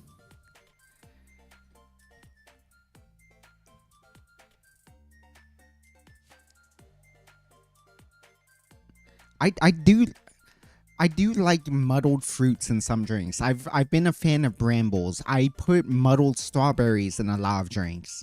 In like strawberry margaritas. Very basic, very good. I've made strawberry soju drinks for people. I've I, I've made blackberry brambles for people. Way back when. I think for Idle EN Gen 2. I think it was Gen 2, yeah. Idle EN Gen 2. I made one of the talents a blackberry bramble, and it was really, really good. So the concept of muddled fruits and cocktails is not bad, but I think part of the problem is the choice of spirit itself too. As mentioned, a sweet, light California brandy is what Wisconsinites really want.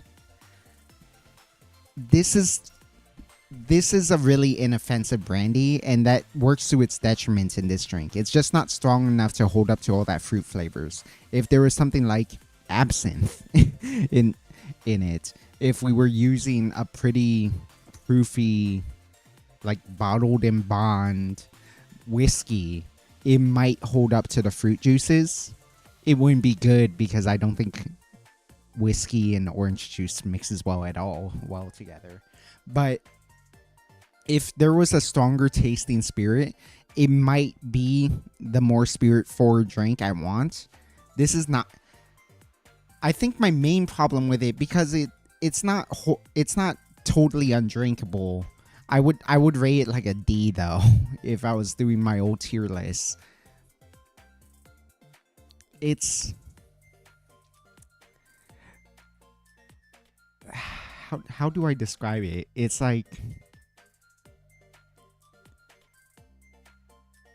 that's why I wanted to say, if you're going to call this an old fashioned, I expect it to be spirit forward. It's not. It's very much hiding its spirit in a way to make it more accessible. That's not necessarily a bad thing, but the spirit doesn't even blend well with the ingredients, in my opinion. Whereas, say, a rum drink that's a stout spirit cocktail, where a pina colada, where you're like putting tons of pineapple juice, tons of like orange juice, cream of coconut, and then splashing some rum. The rum is invisible in that drink. You just taste pineapple rather.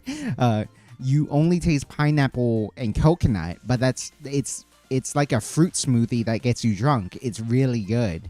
And then any funkiness from the rum, any sort of the caramel or banana funk of rum accentuates it. It does improve it, even if it's not featured in the drink. An old fashioned, the way the other 49 states do it, is spirit forward. is all about the whiskey. It is all about the gin, the tequila, etc. that you put into it, because it's simply simple syrup, bitters, and the spirit. All that put together really highlights the spirit, emphasizes the spirit to make sure that you're really tasting, say, the brandy, the whiskey, the gin, the tequila, whatever it is. This, with all the fruits mashed up into it, I think it just covers it up too much to the point that it's not a spirit forward drink. And I would be more okay with that if it was more thoughtfully, if there was a better spirit in it that mixes well with those juices, and if you didn't call it something that implies that it's a spirit forward drink. You know what I'm saying? I almost stabbed my cheek with the with the cocktail pick. Oh, those cherries are so good. I could just eat these out of it. In fact, let me just eat one right now because it's so good.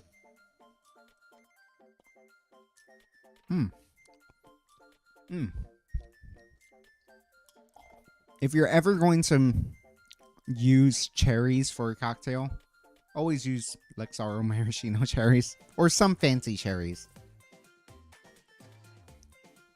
I will definitely use those neon red ones for like ice cream. They're not good for cocktails.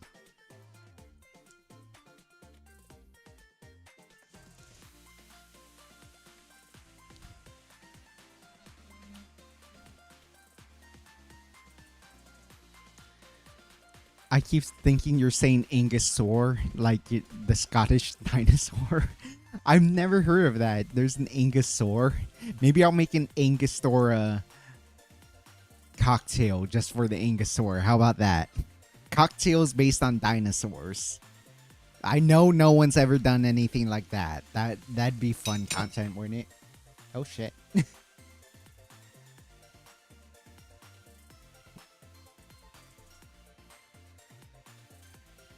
I'm just gonna have a bottle of squirt laying around because I just didn't want to make it a sour Wisconsin old fashioned. Ah, god damn it. Okay, can we? There we go. There we go. There we go.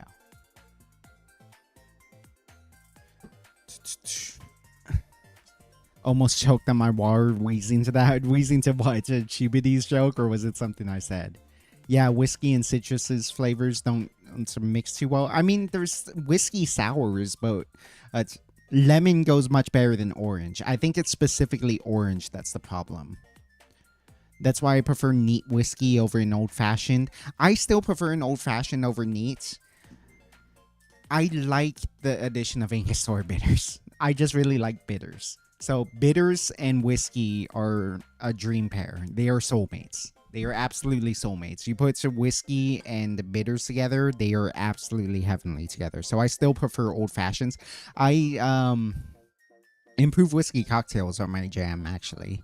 If I wanted a whiskey drink, I do improved whiskey cocktails. The old fashioned's father, in a way. But that is the point of a pina colada. The rum is just there to comply with having alcohol in it. Yeah, but like rum actually does something to the drink that's positive, as opposed to negative, like the whiskey or brandy in these Wisconsin old fashions. Was that a cherry in his mouth when he did that? Just like me, for real. Save some cherries for me. I love cherries. Oh, dude. I really shouldn't eat those cherries, but it's I remember going through those cherries so fast because there was a certain drink I made that involved muddled maraschino cherries. That's why I was trying to come into this with an open mind. I have made drinks where I muddle cherries. I muddle fancy maraschino cherries. What drink was that? because I made it a lot because I really like it. It was one of my personal concoctions. I think, no, it was an auto drink. It was, I think. No, it might not have been. But there was a certain either VTuber or Blue Archive drink I made that had muddled maraschino cherries in it, and it was super good. No, what it was a Sakura old fashioned. No, Sakura Collins. It was as muddled maraschino cherries, lemon juice,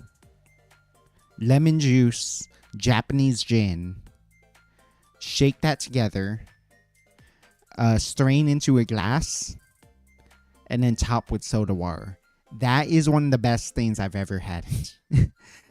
So that's another thing I can claim to have invented. Oh God, I should make one of those. I kind of want to make one of those right now. Once I close out the video, there's still a little bit of script left actually, but we're almost done with the video anyways.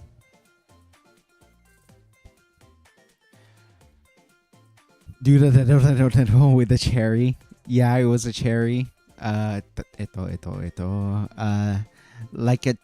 Like a Scottish dinosaur, not the Scottish dinosaur. There isn't such a thing as an Angusaur. Oh, okay, I understand. I'd start wars for a cherry. They're everywhere. You shouldn't need to start wars. It's not like a Black Lotus. Those have started wars. Also, question: what does it mean when you muddle something? It means you. So this is a muddler. When you muddle something, it means you're literally pressing it. So you're pressing it into the drink. So earlier, when we made mid-century cocktails, mid-century old fashions, or Wisconsin old fashions, we were literally pressed. So we put raw fruits in here.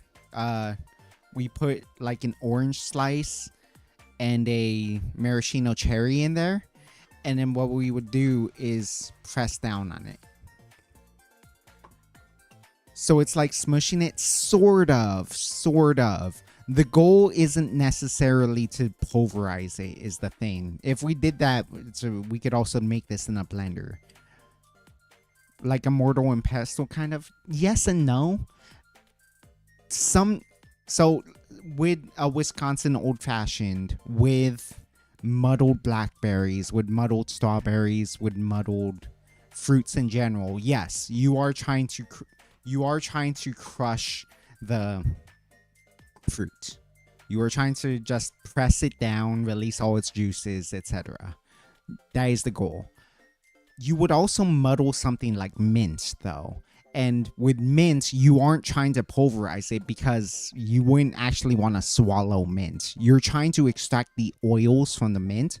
So that's why I'm saying you press down on it. You're not like twisting and grinding. Oh, yeah. You aren't pressing and grinding because you don't want to tear up the mint. If the mint leaves get into the cocktail, that's really unpleasant. You don't want to be swallowing mint leaves and getting all that weird vegetal notes out of it. You just want the mint oils that make it minty. So you press down on the mint so that it releases its oils, but you aren't actually crushing them. You aren't actually turning them into a paste or into juice. You're just getting them to release its flavor. And then when you strain, you're trying to leave as much of the mint out as possible. Whereas, yes, with fruit, you are crushing it because that's how you release the juices. So the muddler is there to release flavors. That being said, with fruits, it does mean smushing it. With mint, with other herbs like rosemary or what's the other, basil. Some people put basil in cocktails. With basil, you're just pressing on it to make sure it releases its oils. You're not actually trying to break up the leaf.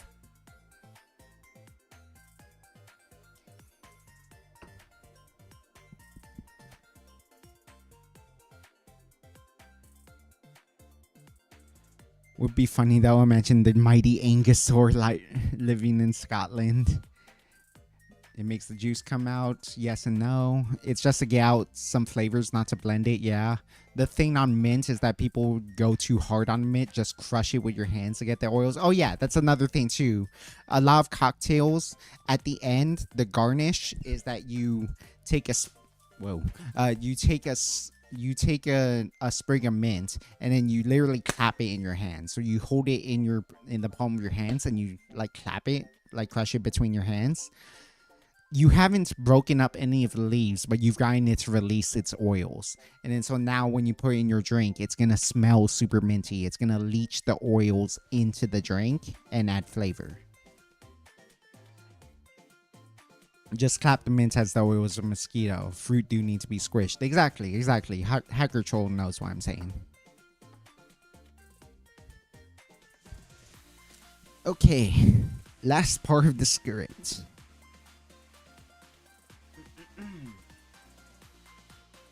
Let me actually try it that way. Give me a sec.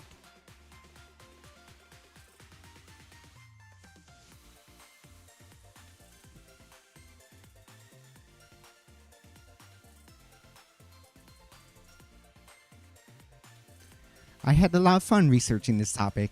The Wisconsin Old Fashioned is so different and so tied to one culture and their history that I found myself plunging deeper into this rabbit hole. It turned out to be not so great for me, but it's still fascinating to explore the reasons why the drink is like this. So it was a fun drink to try.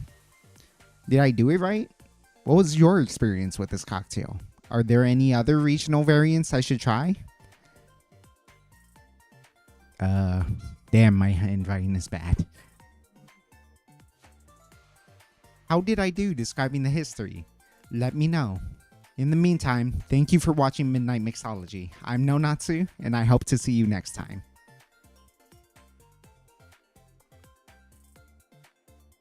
Okay, I'm stupid. I should have just done that. I found a place where I can read it where it looks natural, where it actually looks like I'm looking at the camera. And so... Damn it. Okay, I wish I could have done that earlier. I really, really wish I could have done that earlier. You sound so robotic reading the script, bro. Okay. Damn. It does it really sound that bad? Seriously, let me know. Like, I chat. Who's in chat right now? Does it really sound that bad? Because if it is, I won't do this. At the very least, I won't do it so scripted this time. I will try to do it in a little more natural way.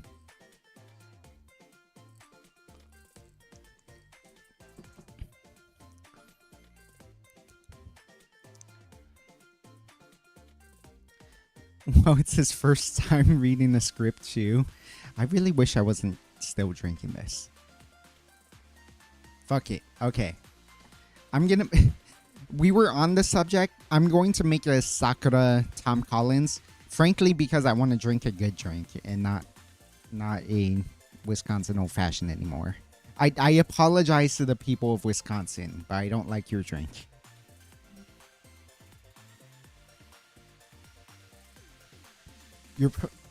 It feels unnatural. Your pronunciation feels a bit monotonous. I thought it sounded better, not gonna lie. It's because...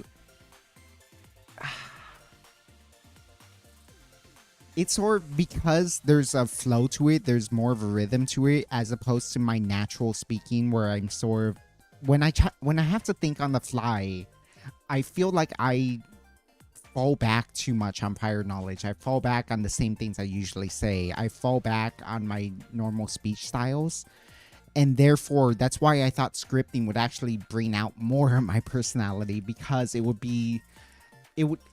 would show my passion for the subject, because I was genuinely interested in it. I had watched How to Drink's video. I watched the 2 videos Anders Ericsson did on it. I watched the video the Educated Barfly did on this. I watched Steve the bartender do it. I read a handful of articles. I was trying to figure out like what connects the the mid-century old-fashioned and the Wisconsin old-fashioned because they're so similar and yet they're different products. So I was wondering, so when did the mid-century old-fashioned become the Wisconsin old-fashioned? And that's partly due to the fact that Wisconsin is very tradition-based and they don't really want to change recipes, like traditional recipes that have carried on through the ages, even as mixology moved on. I talked about the Great Cocktail Revival. I even watched things that were tangential. So like I watched a how to drinks video on Prohibition, 70s drinks, and 80s drinks. So that's 3 different videos. They have nothing to do with Wisconsin old fashions, but they give me more context as to one, what Prohibition did to mixology. It killed it. It genuinely killed it. The 70s and 80s, people were making weird drinks, man. They were making weird and bad drinks. So, and then he mentioned in the 80s though, when he was doing the 80s cocktail, because it was based on the movie Cocktail that features Tom Cruise. Those drinks are quite bad.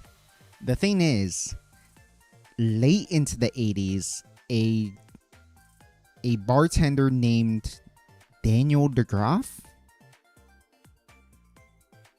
This is why I script it, by the way, is because I really want to study it before I actually like talk out of my ass about it. But there's a bartender named Daniel DeGroff who opened his own bar, and he is the reason he is patient zero for the Great Cocktail Revival. He started making drinks the true old-fashioned way. He did the way they did in the 1800s. Only 3 ingredients. Very stripped down. Very, very spirit forward. And every single one, the reason I call him Patient Zero is every single one of his disciples, as he trains, let's say, a dozen bartenders. Those dozens of bartenders open their own bars across America. They teach Daniel DeGroff's method. They teach even more bartenders. And they're all bringing this new way of making, this quote-unquote new way of making cocktails, which is to say the pre-Prohibition way. So bringing back the philosophies before Prohibition to start making better drinks again. And people start learning about the old-fashioned again, about the whiskey sour again. People are inventing new cocktails like the espresso martini, which follows the same rules as pre-Prohibition cocktails, but are just as good as pre-Prohibition cocktails, which is why we call them modern classics. They are post Great Cocktail Revival, but they are made in the classic way, which is why they're considered classics despite being so new, because it took a revitalization, and mixology was dead for Prohibition was in the 20s. The Great Cocktail Revival was in the 80s. 60 years. That's literally that's someone's entire lifespan. Mixology was dead for 3 generations, and only recently did it finally come back. Your pronunciation becomes a bit monotonous, or whatever it's called. I mean, Wisconsin is also known for eating raw meat sandwiches, so they eat raw meat sandwiches? What the fuck? What? You feel a little uncomfortable doing the script. Could be a doing it for the first time type of uncomfortable. Yeah, I was nervous. I'm very nervous. I genuinely. I finished the script yesterday, but whenever I finish a section, I would reread it to myself, and I'm trying to like exaggerate my voice and being like, let me pull up part of the script again.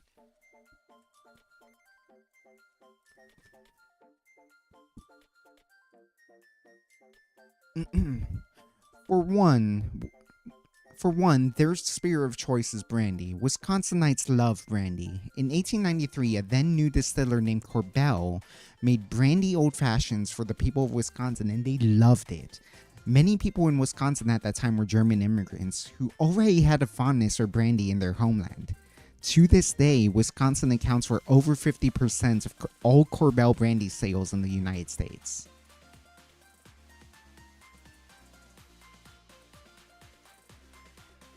It's like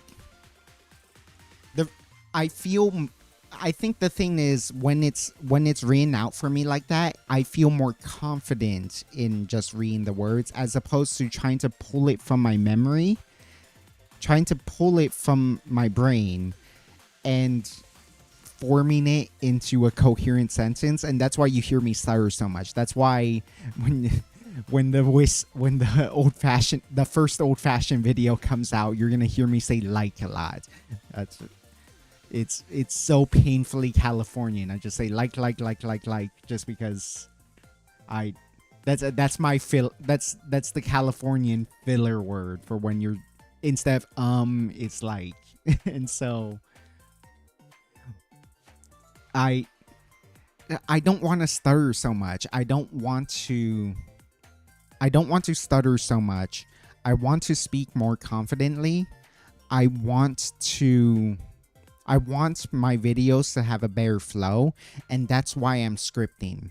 That's why I'm trying to do this new way. Obviously, if this really was that bad, I will find a way to adjust again, because I know for a fact that I do think the old way I was doing it was not good enough.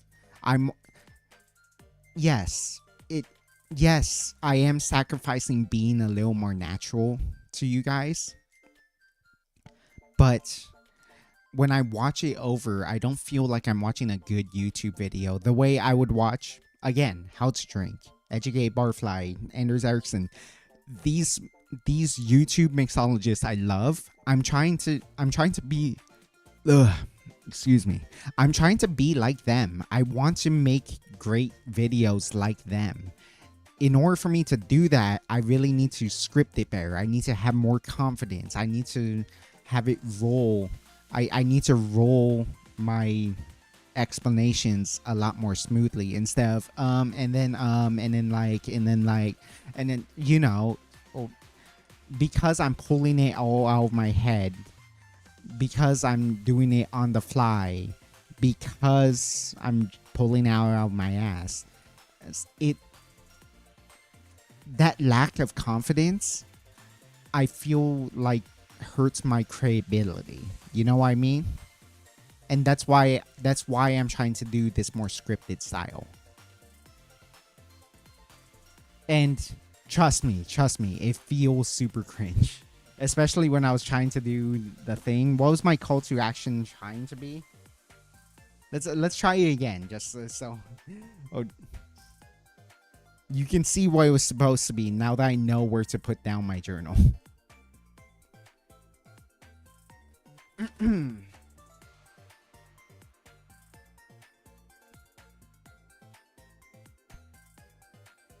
Just put that down there. I should mention, a lot of what I learned about this drink comes from Anders Ericsson, another one of my favorite mixology YouTubers. He is from Wisconsin and is very eager to praise the drink, when so many other mixologists find it to be so divisive. All the research I've done watching their videos and reading several articles reinforces the knowledge that I gained from his video. It feels wrong for me to compile all this information without thanking him, How to Drink, The Educated Barfly, and the various articles I've read. Much like it feels wrong for me to not thank you for watching this video. This is my first time doing this, doing such a scripted video, so please let me know in the comments how you think I'm doing, what I can improve on, and whether you like these drinks. I stream every Monday night doing these episodes live. You can watch me make the drinks in real time and interact with me. If that's fun to you, please consider liking and subscribing.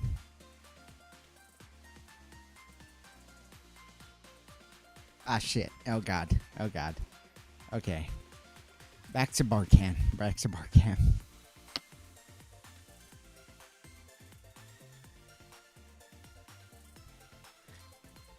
Cotton sugar cocktails when? Probably not. Look up the Wisconsin cannibal sandwich. I feel scared that I'm about to see something that I really, really, really don't want to see. So I might pass on that, but sure, next time. A lot of my ice is melting. Let me put it back.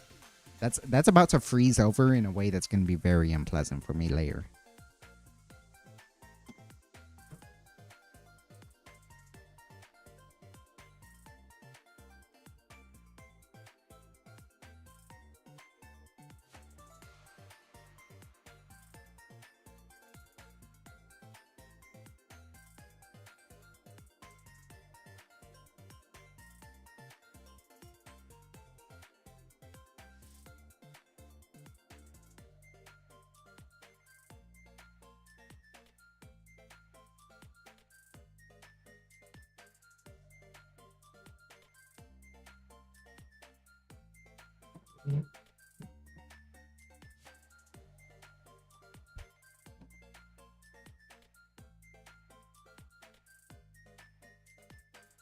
You can add an "and" to the start of the segment, kind of a more natural segue to the next part. Okay. If you're nervous, it shows in your...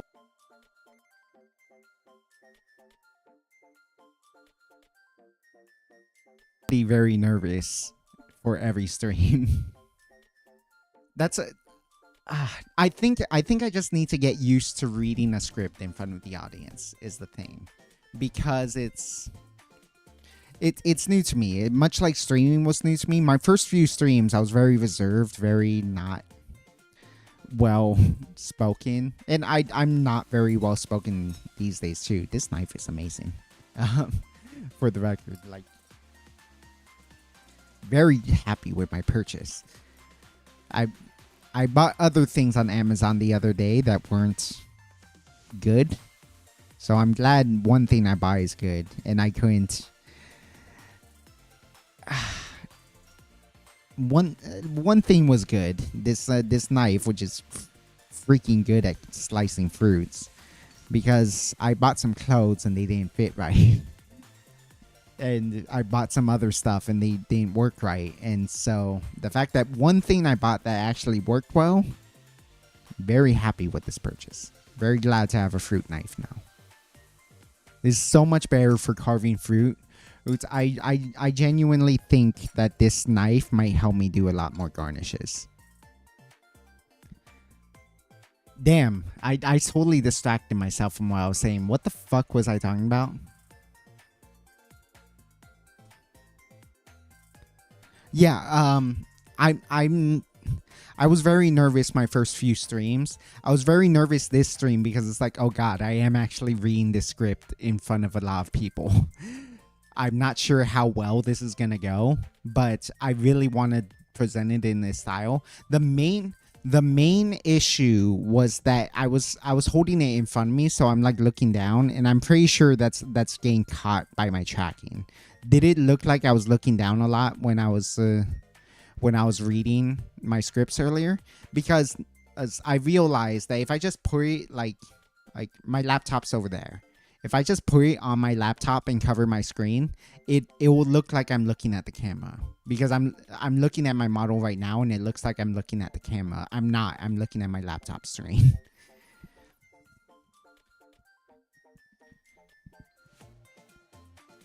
So, yeah, I think I just need to get used to reading a script in front of you guys. I'm not gonna go away from it. I do genuinely think I need to script my content in order for it to work better. However, I get your concerns, especially you mentioned it a lot, Attack Controller. It does feel unnatural. It feels a little fake. I get that, but there's also a sense that I consider myself more of a YouTuber than a streamer. I'm trying to make YouTube videos when I stream. The reason I stream is because there's an expected level of scuff with streaming. And so when I mess up, when I do stuff, that's a gift for the live audience. Like, you get to make fun of me as I stumble over my words constantly. And also, it's nice to know that in real time I'm talking to you. I'm doing my presentation in front of you. You can give me feedback through the chat, and it's nice to be able to do that. Whereas I tried to do YouTube videos in the past, and it drove me crazy because one, there isn't this instant feedback. I can't talk to you, the chat, because, as you know, I'm literally just talking to a camera recording alone. And it's so much harder. It feels too weird to do. The second part relates to the fact that, like, oh, you expect a little scuff from streams. You expect YouTube videos to be perfect. You will say the same line over and over and over and over and over again until it sounds right. You will re-record making a drink over and over and over and over again until it looks right, and you might make like the same drink 3 times just to make sure it looks good on camera, because the camera footage shut off, or it wasn't centered properly, or I could have made that look a little better if I did this instead. So you keep making it, only to then spend 2 weeks working on the video, and then it wasn't a good video. Not many people watched it. Whereas if I stream it to you guys, I do get some instant feedback, like you were saying, Hacker Troller.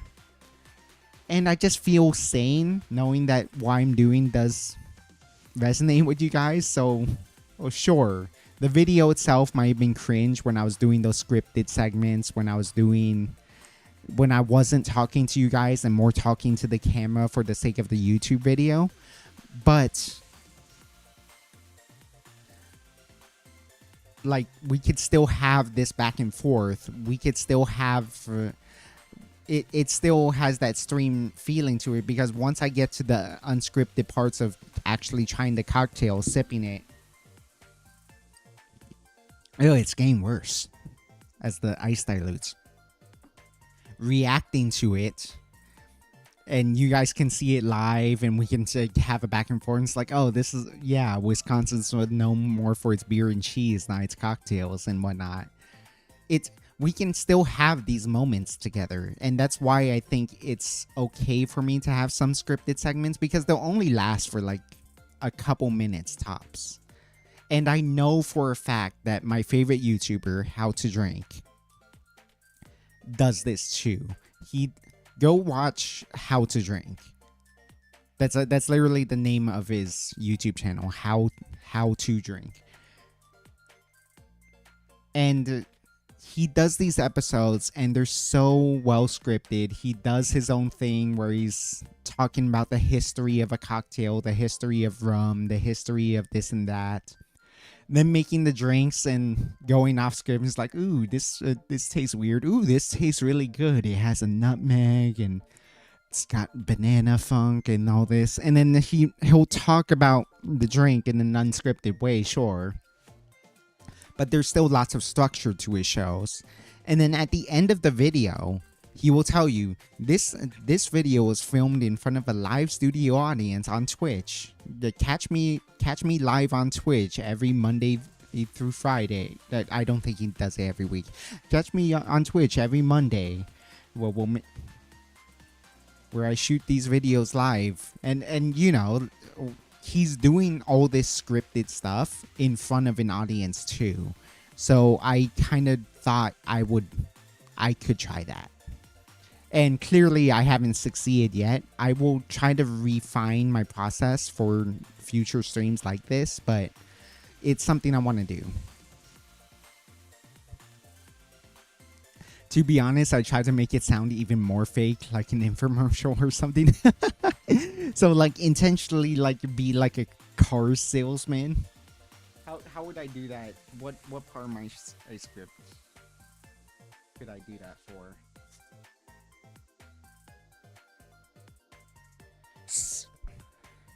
And is top with the soda.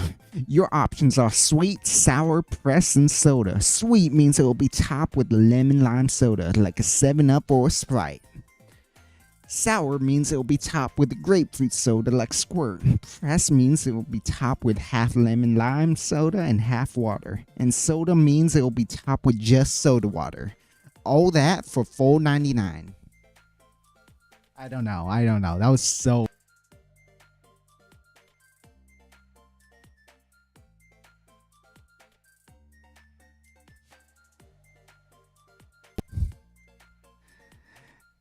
No, don't be a car salesman. You have a bright future ahead. Do I?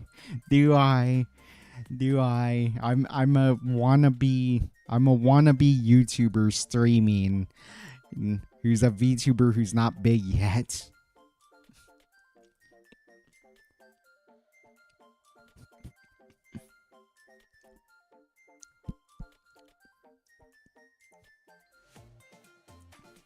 I'm trying, but I don't think I'm succeeding yet.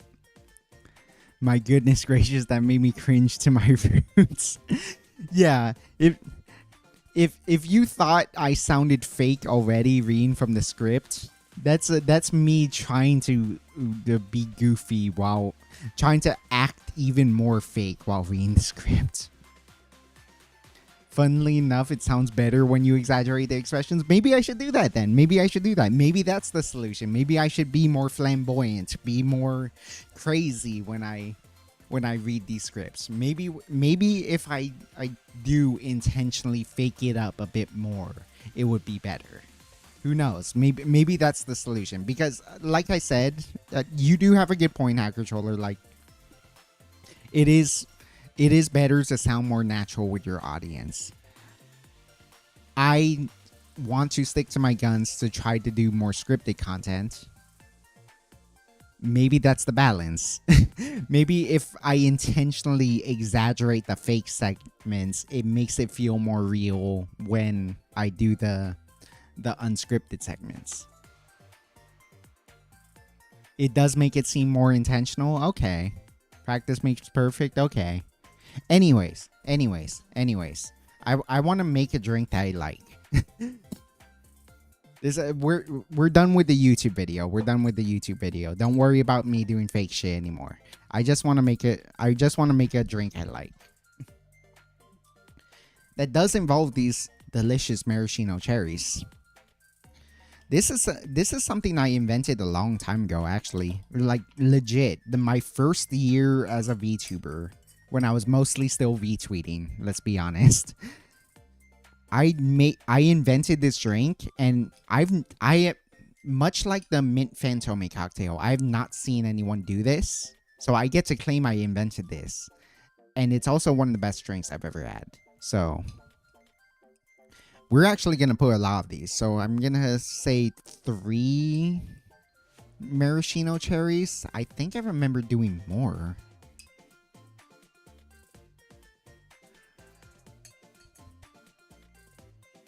3? That's definitely on the low end. I remember putting more. I remember putting more maraschino cherries in here, but I don't remember how much. Let's just add a 4th. Let's just add a 4th for the sake of my sanity.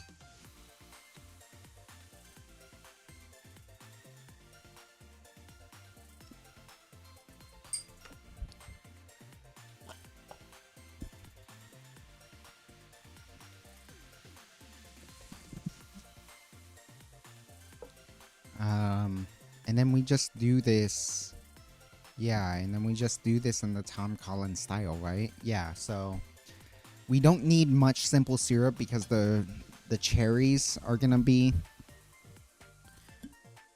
The cherries provide a lot of our...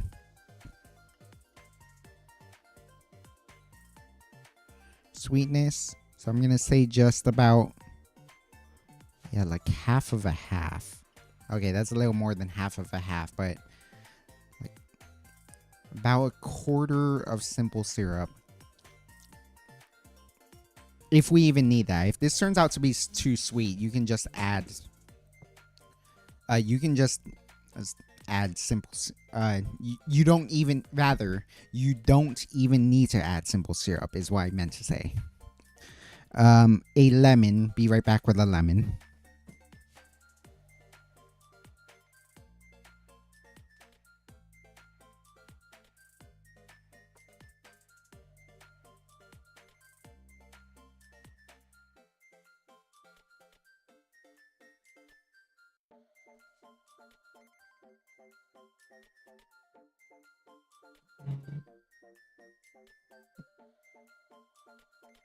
These are some big ass lemons. Holy shit.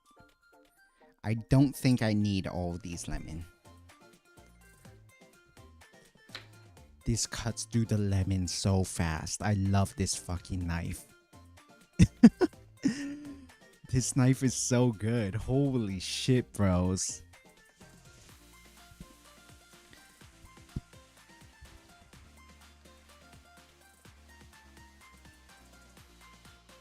Yeah, these are some massive lemons. I'm just gonna use half of one lemon.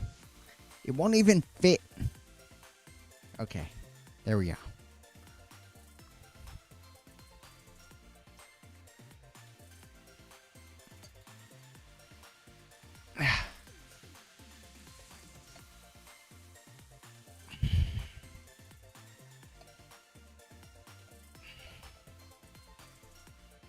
Oh my gosh. Oh my gosh. Okay.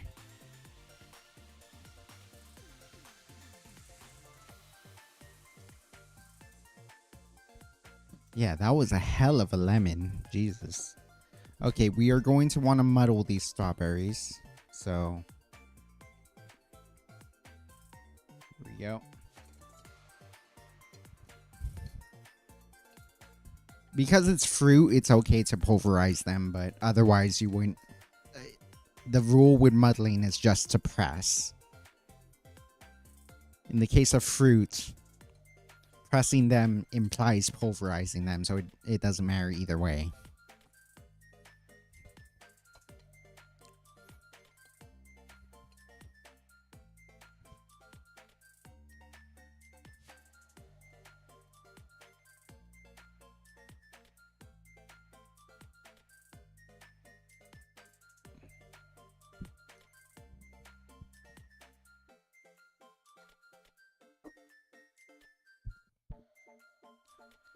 Two ounces of a Cory gin.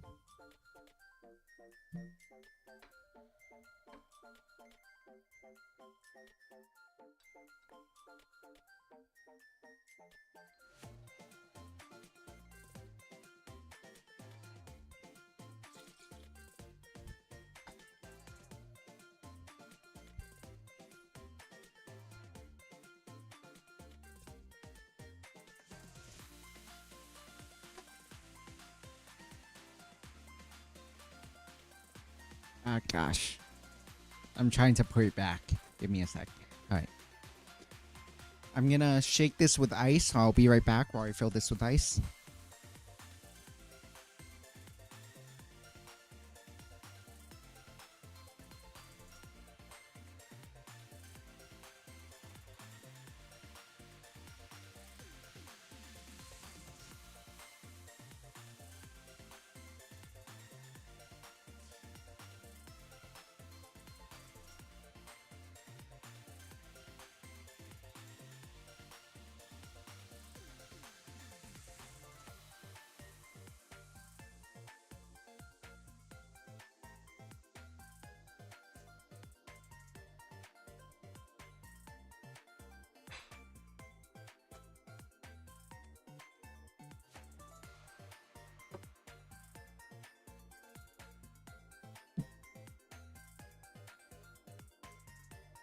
Just remember to keep it sharp. Right, right. I think we have a blade.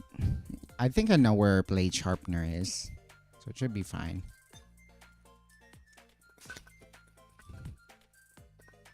Five, 6, 7, 8, 9, 10, 11, 12. 12 seconds is my sweet spot. It takes trial and error to figure out what your sweet spot is because every ice is different. And we are going to want to double strain. Where did my... Oh, there it is.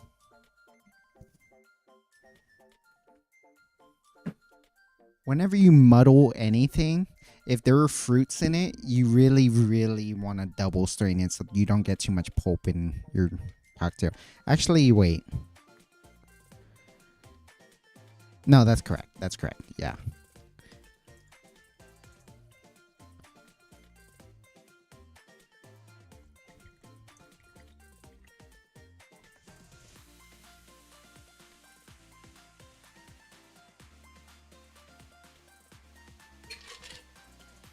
Am I a fool?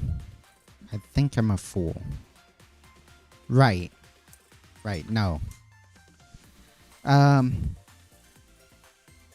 For the sake of coolness, I would want to use my fancy clear ice. For the sake of speed, and I just really want a good drink, I'm just gonna open pour and use the ice that was in the shaker.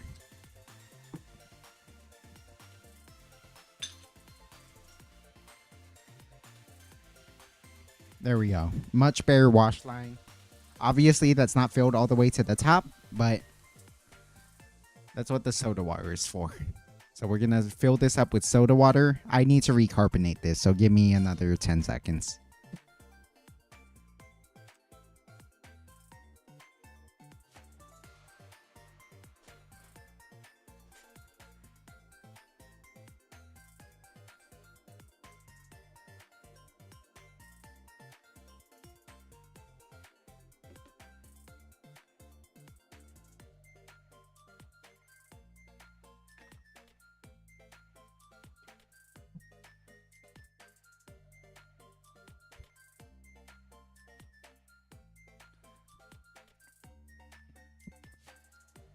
And then finally, just hit this with a spoon to incorporate that soda water all throughout the drink.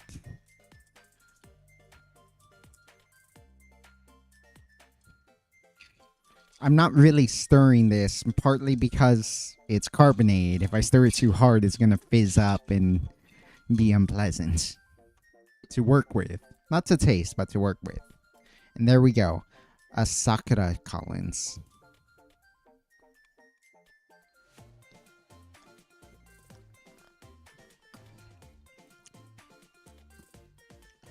Oh boy, that's good. Oh my gosh, that's really good. Yeah, I mean, I do like muddled fruit cocktails. They just not the way Wisconsin does it. This isn't overpowered by the cherries at all. In fact, I think I could have put more. I think I could have put at least one more cherry in this.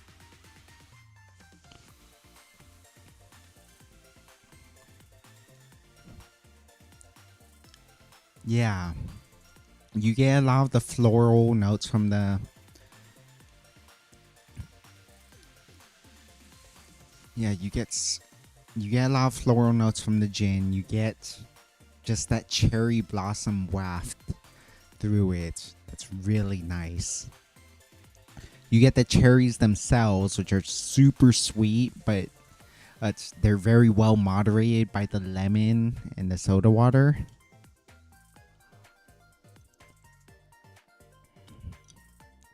But it is mainly a lemon drink. Just very floral, very citrusy. A nice hit of that cherry sweetness without being overpowering. And that it really blends with the cherry blossomness of just that. It's like a gust of wind that just wafts the smell of sweet fruit and flower petals across your face as you drink this. And the fact that it's fizzy makes it feel like a nice cold soda, and it's so lovely. Oh my god. No one has made this. No one has made this. As far as I understand, I've never seen anyone on the internet make something like this. I get to claim that I invented this drink. and I invented it a long time ago. Like, how long have I been a VTuber? 2 or 3 years. I get to claim that I invented this 2 or 3 years ago, and it's so fucking good. It's so easy for bars to make. I don't know how expensive it would be to make though. You do have to put a lot of maraschino cherries in it. That might get expensive quite fast.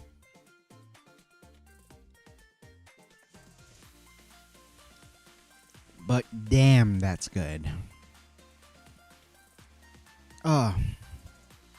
I used to go through maraschino cherries quite fast because I used to make this a lot.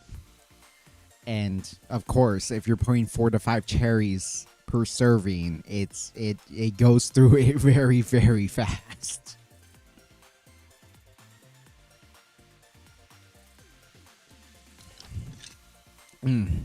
Admittedly, I did not finish any of the old fashions we made today.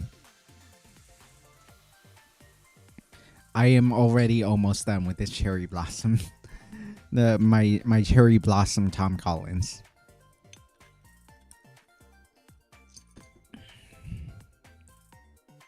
Boy, that's good. Oh my goodness, that's good. Woo. Woo. I guess while we're on the topic of YouTube videos, and as you can tell, I was repeating myself over and over again because that's why I feel like I need a script, because I kept mentioning, yeah, I feel like I need to be scripted. I know what you're saying, but I need to be scripted. What is the worst way and the least offensive way you've seen people do their call to action? Because like and there's data on this. I forget the exact percentages, but viewers legitimately forget to like, comment, and subscribe because they need to be reminded. It's not on the top of their heads. They just want to watch the video. So they do have to be reminded to like and subscribe if they like the video. And so there's nothing wrong with it. And as part of proof of that, like, there is a YouTuber I really liked, Adam Ragusia. He's a huge food tuber. He does a lot of cool recipes. He always tries to do it in a way that the common man can do it, not like, say, other food tubers who are like, oh, you gotta use this grade beef and you have to grind it yourself instead of buying pre-ground beef because it's so bad for you. And it's like, he's far less pretentious than a lot of food tubers. And he does a lot of cool content. He has a nice personality. And I binged watched like 15 of his videos. He constructs his videos so well. I wasn't subscribed to him because he never asks to subscribe. He never says, oh, like, comment, and subscribe if you like this. And I never ended up subscribing because I forgot about that until I realized, wait, I'm not subscribed to this dude. I want to watch more of his videos. I should subscribe. Like, your viewers do need to be reminded to actually subscribe, otherwise they won't.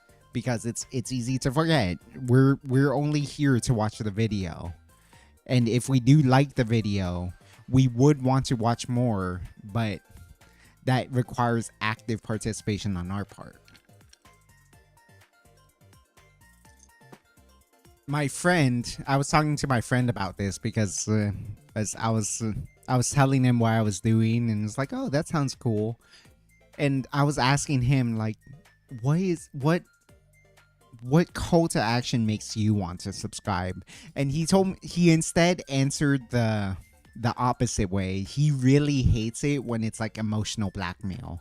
Oh, you should subscribe, it's free.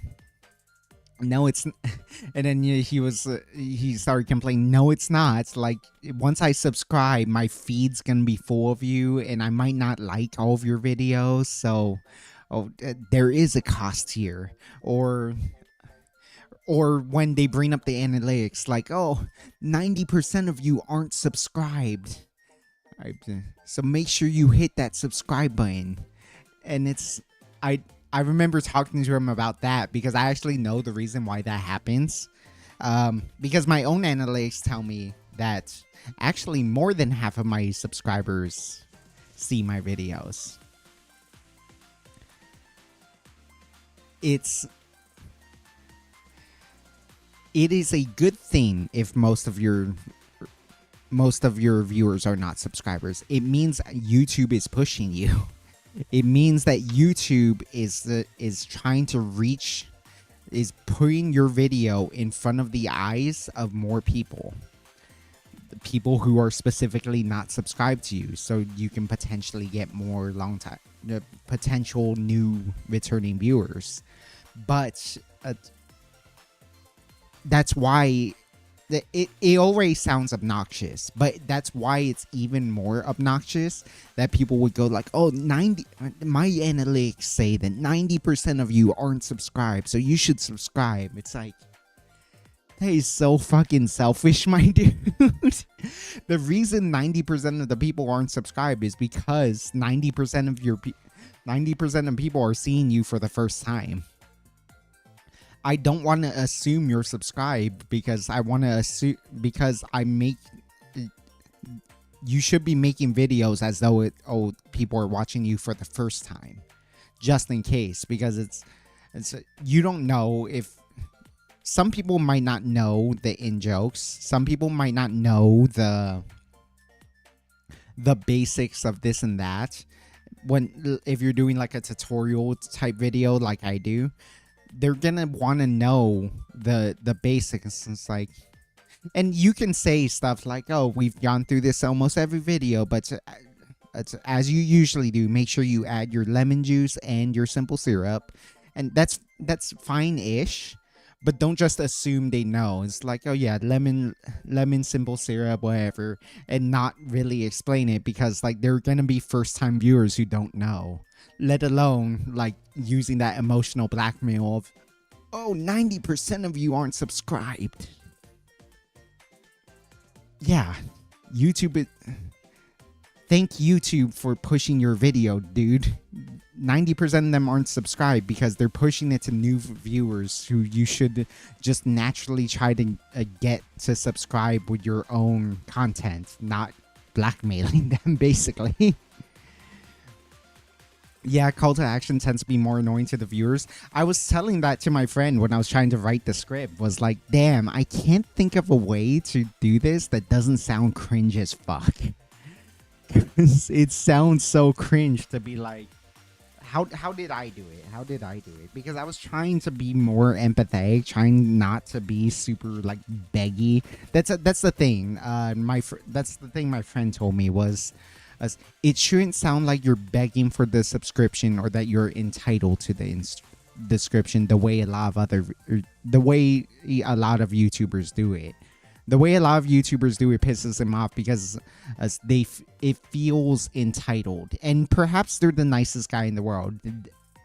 There's one YouTuber he actively likes that does this, and he knows that guy is a good person. Oh shit.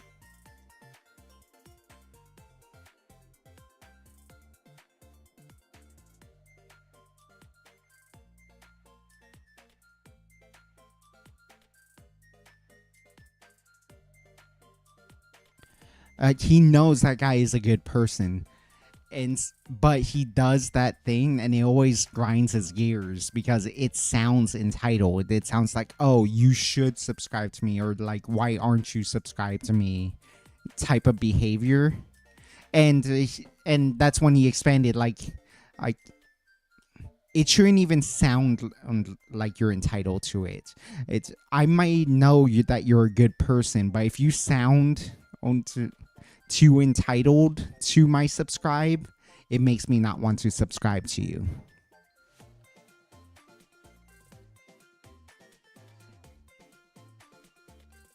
Even if unintentional.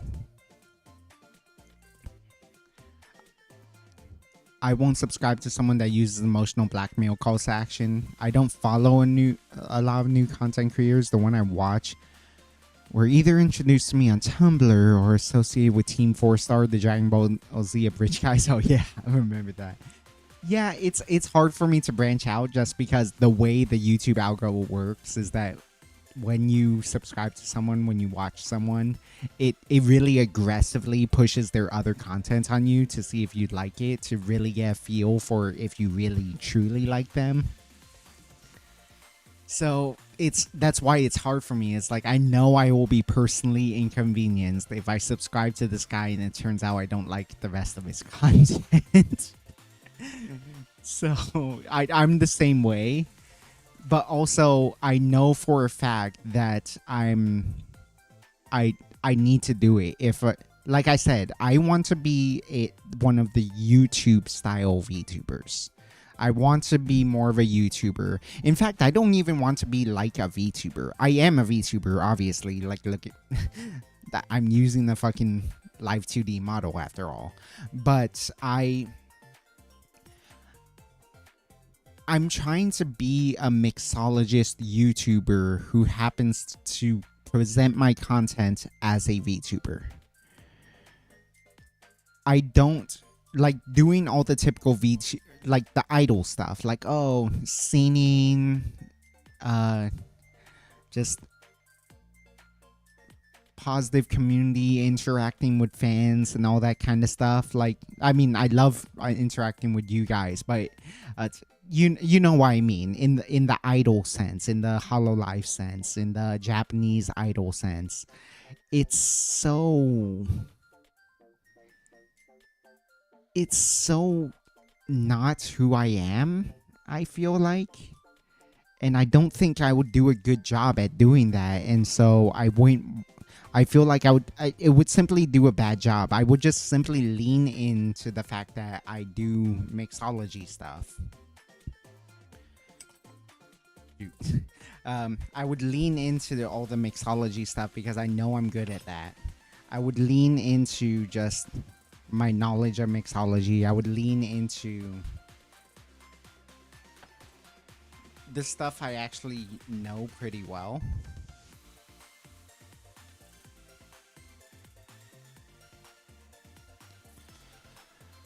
Because that's why I think I can give the most value to them, is the way I feel like I can touch the most people's hearts, frankly, is showing you my passion for mixology, my passion for craft cocktails, my passion for like the history of bartending and mixology. So that's the way I want to do it. And so I can't be a normal VTuber in that way. And the only way I've seen people succeed this way is to do it the way a mixology YouTuber would do it. So I can't do it the way a normal streamer could do it. Does that make sense at all? I hope it makes sense. Something honest like that, to not sound empathetic, but honest, don't be condescending. Also, the condescending ones are dumb.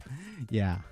I actually do like Ludwig's way because it does not sound entitled at all. Despite his personality, which is super flamboyant and super like, he puts on a cocky air on purpose to make it like, to make himself seem cooler, but then also, it's funny to laugh at him when he fails because he adopted such a cocky persona for his streamer personality. But his way, he had a really high sub to viewer count for a while, and part of that was his call to action was something like, hey,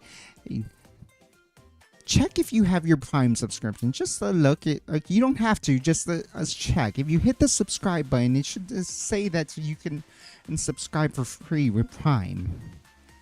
And technically speaking, he's not asking for your Prime sub. But that's how he ended up gaining tons of Prime subs, is because like he's just simply reminding people that you can do it if you want to. And that's the whole point I was saying with the whole like, the call to action is required, is unless you remind your viewers that that's an option available to them, they might not do it just because they forgot to.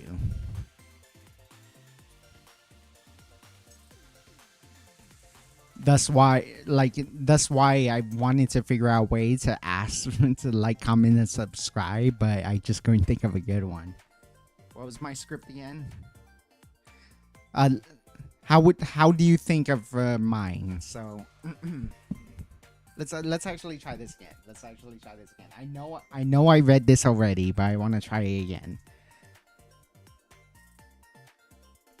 Just so I can get the practice.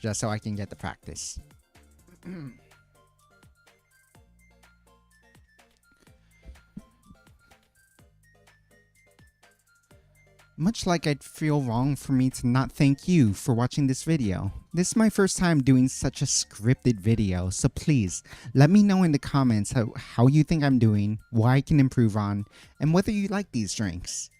I stream every Monday night doing these episodes live. You can watch me make the drinks and interact with me in real time. If that sounds fun to you, please consider liking and subscribing.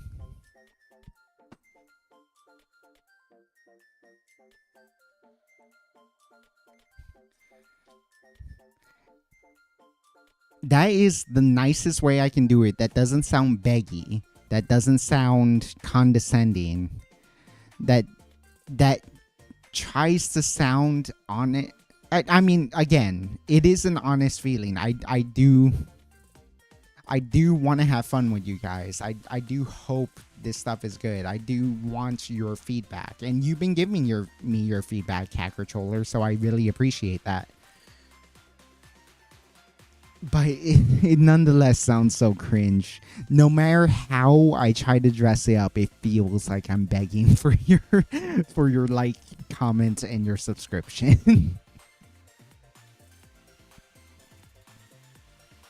That read was a better read. Okay, yeah. Okay, maybe it is confidence in the way I read it. Okay. That actually does give me a lot of confidence, Chibity. That really does give me, because again, I mean, I'm sure I've said this 4 or 5 times now. That's why I need to script these. I think I just need to get used to reading from a script. I think I just need to get used to, yeah, I just need to get used to reading from a script. I need to get used to gain through it a lot faster, so I'm not so nervous through it.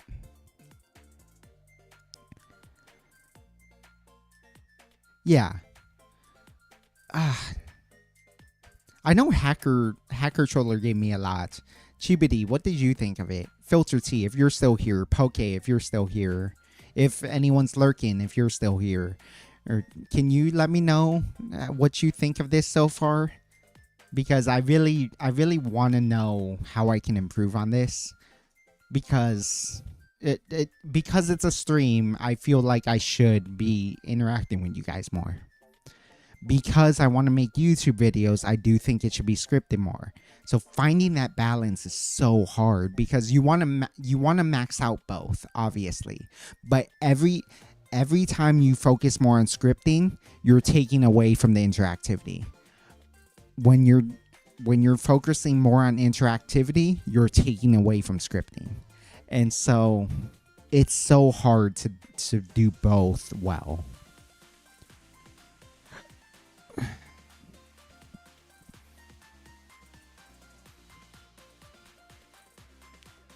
As someone who likes mixology, it is nice to interact and watch someone doing mixology streams. What do I think? Hard to say. I had to do anywhere between 7 and 13 takes for the reads I did for the Claret vids. Maybe that's why I should have done for this stream. I should have read them over and over. Instead of trying to blast through them, maybe I should have read them over and over like 6 or 7 times like you did. Because yeah, I think this video is gonna turn out to be a flop, because I'm gonna force my editor to jump kite so much, and there's gonna be so much. It's gonna sound so fake because it had to be jump kited so much. But I think you're right, Chibity. If I can just confidently get through it the way I did with that last reading of my call to action, I think it would sound a lot better. and a VTuber doing it, for me personally, it's an attractive concept. The whole interactive elements of this, I'd say take this with a grain of salt, given I don't really know what I'm talking about. I think it's fine to have a little bit of scripting, but it's also okay to just do it off the top of your head if you're looking for stream interactivity and script balance anyways. Yeah, I do think I went too hard on the scripting end of things too, but I did, that was partially intentional. So I intentionally wanted to just fully script this video because of the fact that I wanted to push it to the limit. Okay, what if I just fully scripted the video for stream, knowing that it's hard, knowing that I wouldn't get to interact with my audience much. And clearly I think I pushed it too far. So I will try to dial it back a bit, but also I still want to try to script it, so it's, we'll see.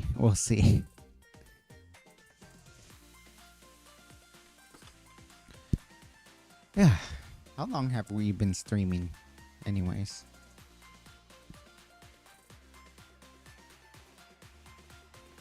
$2?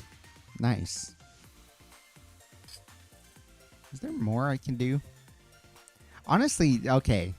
Actually, there is something I wanted to ask. This is completely unrelated to anything. What do you guys think of puzzle games? This is something I was talking to my friend about all shift yesterday. This is completely unrelated. This has nothing to do with YouTube or this concept or this video or anything. I just want to know what you think about puzzle games. Things like The Witness. Things like recently Blueprints. Things like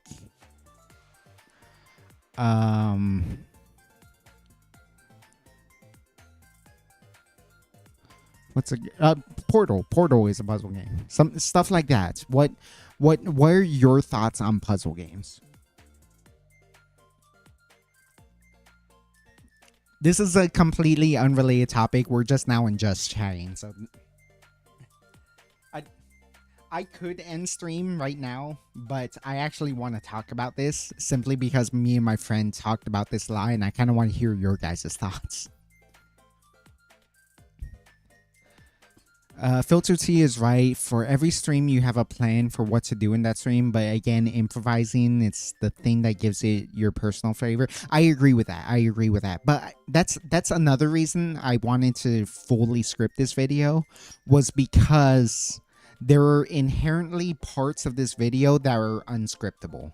When I actually go to make the cocktail, when I actually made the Wisconsin Old Fashions, at that point, it's not scripted.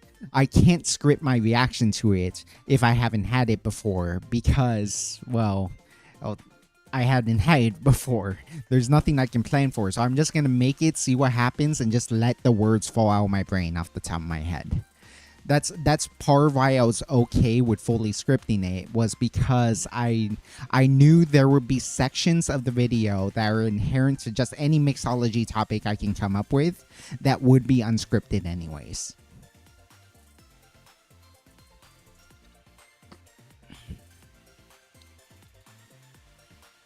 I feel like I get frustrated at puzzle games.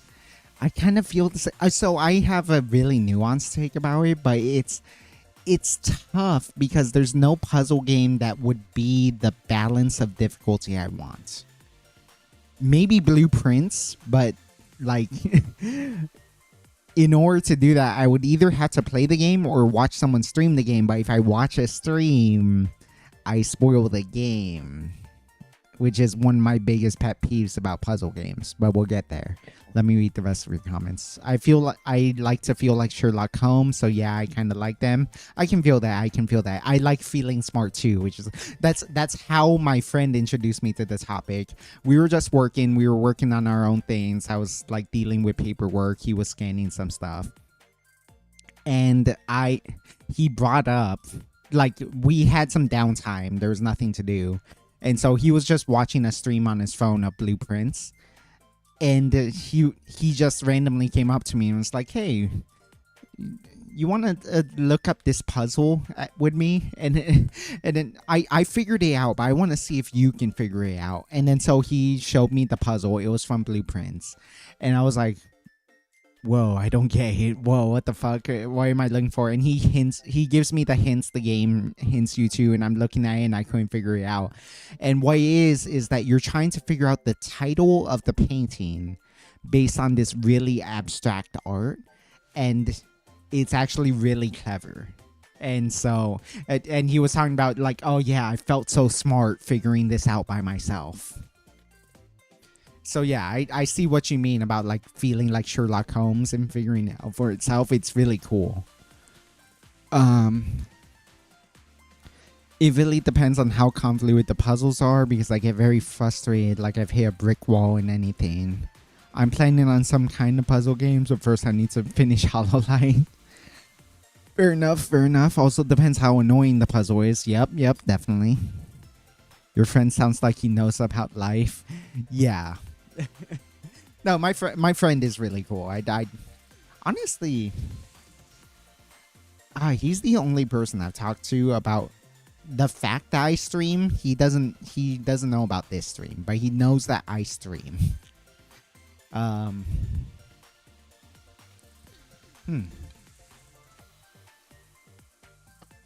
So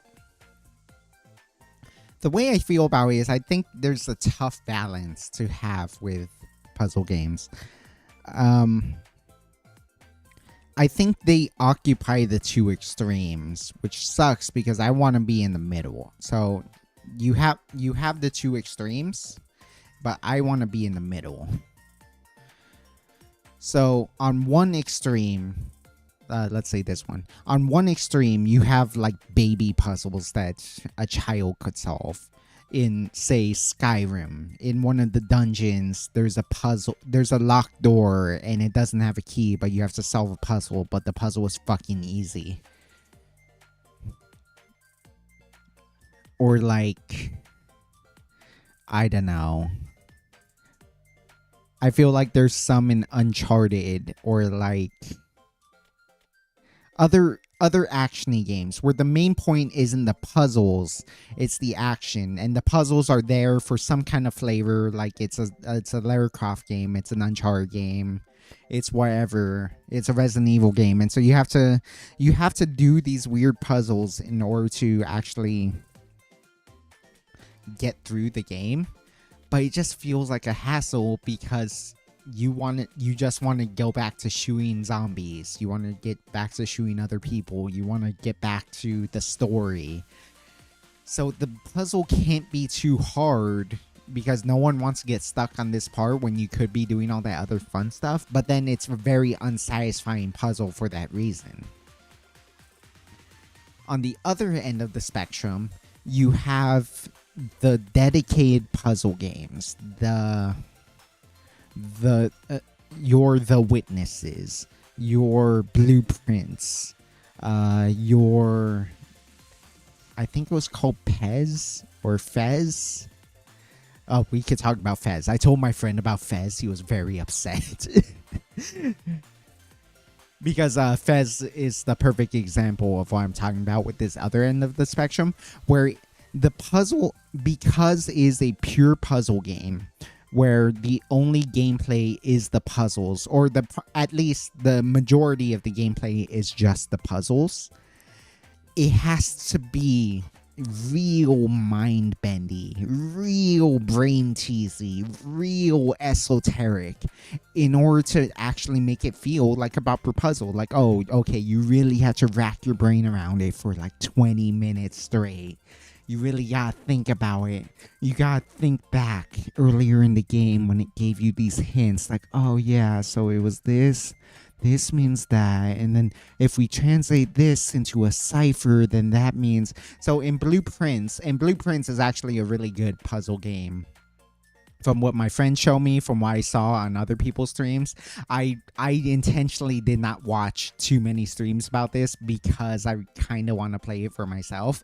But anyways, it actually does a good job of hinting you to the answers, all of the information you need to solve the puzzle is there, but you have to follow a specific line of logic in order to solve the puzzle. And it's cool. It's real. It might take you 20 minutes plus to figure out the answer, but it's an awesome brain tease. But then, like, if you're not into puzzle games, then suddenly, like, that's just a tedious form of gameplay. Let alone something like, again, I can't remember the name. Was it Pez? Was it Fez? It's about this dude who's a 2D dude, but you can switch between 2D and 3D, and so there's a lot of fun platforming you do with that. And then you also have to solve puzzles to unlock cubes. The vast majority of the cubes are pretty straightforward. There's some good brain teasers in there, but they're not so esoteric to be impossible. I need some of these oranges. I need the electrolytes. I'm getting pretty drunk right now.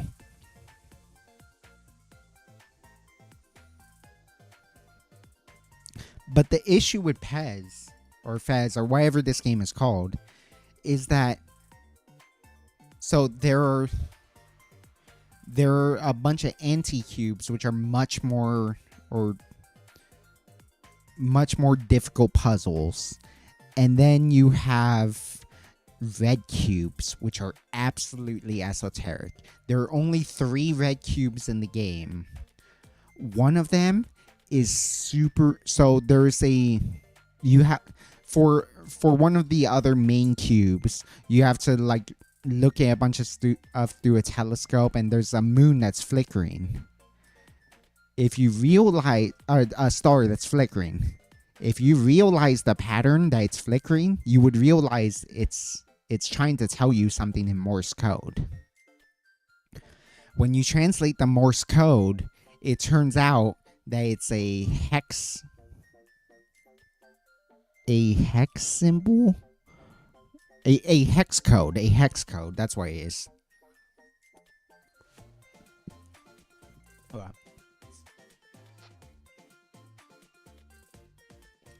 Oh, you saw the flesh puppet's face for a little bit.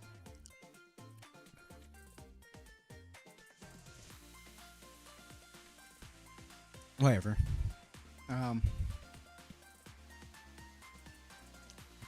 The Morse code would translate to a hex code, and then you have to translate that hex code. Is it a hex code? It's basically what it is that it's one of those codes that relates to your color. I know VTubers say this a lot. VTubers talking about their hex code a lot as well. It's fine. I can always private the VOD. I think I can edit the VOD full out, but I don't think it's that huge a deal.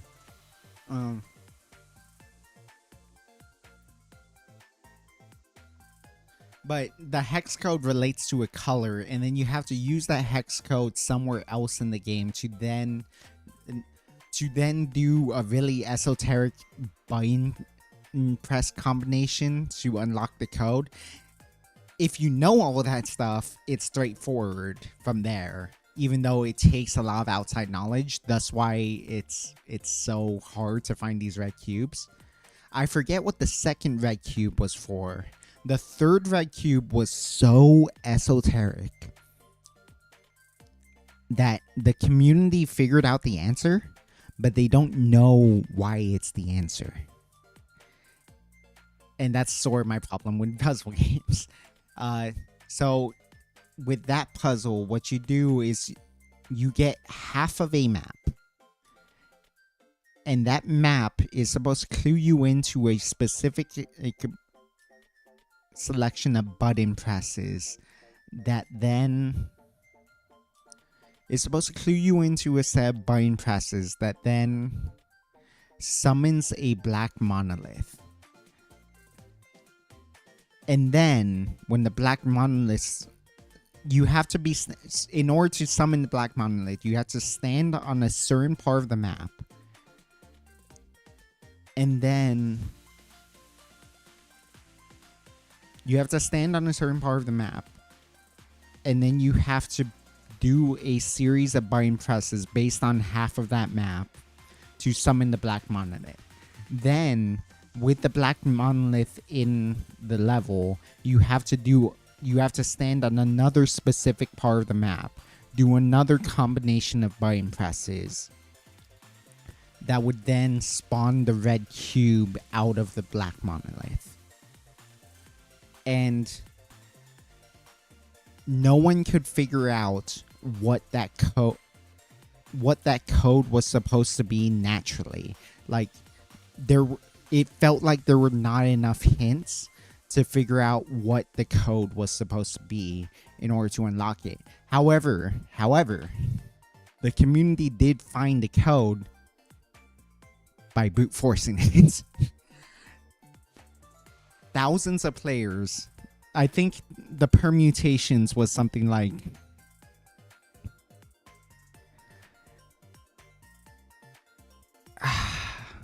several tens of thousands, like 50,000. The number of button presses you have, the number of tiles there were, times the permutations of the number of button combinations it could be, would add up to like 50,000 different combinations. One by one, the Fez, whatever this game is called, would just brute force it by trying literally every combination possible until they found the right answer. And then when they found the right answer, they couldn't figure out why that was the answer because it was not well explained enough in the game. And when the dev heard about this, he was mad. He was like, "Oh, I'm not gonna tell you the answer because you people cheated to get the answer. You should have figured it out." So he's being an ingrate. The community is revolting against him. It's like, why did you make such a shitty puzzle? Because the point of a puzzle should be that it's satisfying to solve. It's like, oh, you spent 20-30 minutes figuring this out. You spent 2 hours figuring this out. But oh, now I understand. Okay, if I do this, and this, that logically leads from here to here to here to here to here, and then I unlock the door and I unlock the secret cube. And it's like the hex cube one was super esoteric. Like less than 0.1% of players figured this out. But you could figure it out if you were smart enough. No one could figure out the black monolith puzzle, and the dev wouldn't tell anyone the answer because they didn't find the answer legally. And so it's just a mystery why that was the answer. And that's my problem with the puzzle game. So on one end of the spectrum, it's too simple because it's part of like an action game, or it's too esoteric to the point that, one, only puzzle gamers could enjoy it, and two, the designers are incentivized to make it as difficult as possible to satisfy the hardcore puzzle gamers. But if you make it too esoteric, it's not satisfying to do, because of the fact that, well, if there was no logical solution, what was the point of the puzzle, right? The whole point of puzzles being fun is that all the knowledge you need should be right in front of you already. You just have to piece it together. Whereas a puzzle where you don't know why the answer isn't a puzzle.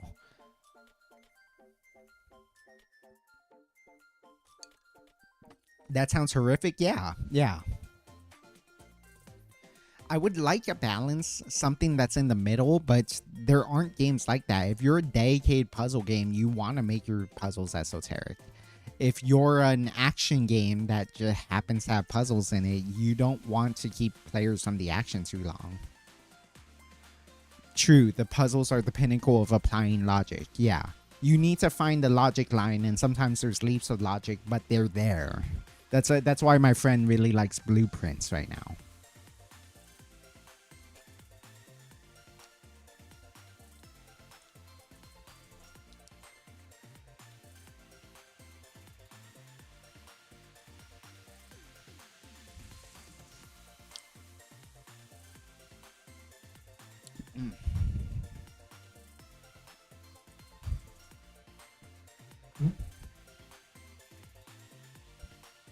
I think Portal does a good job at balancing that. They're not so esoteric that they're impossible to solve unless you know fucking Morse code.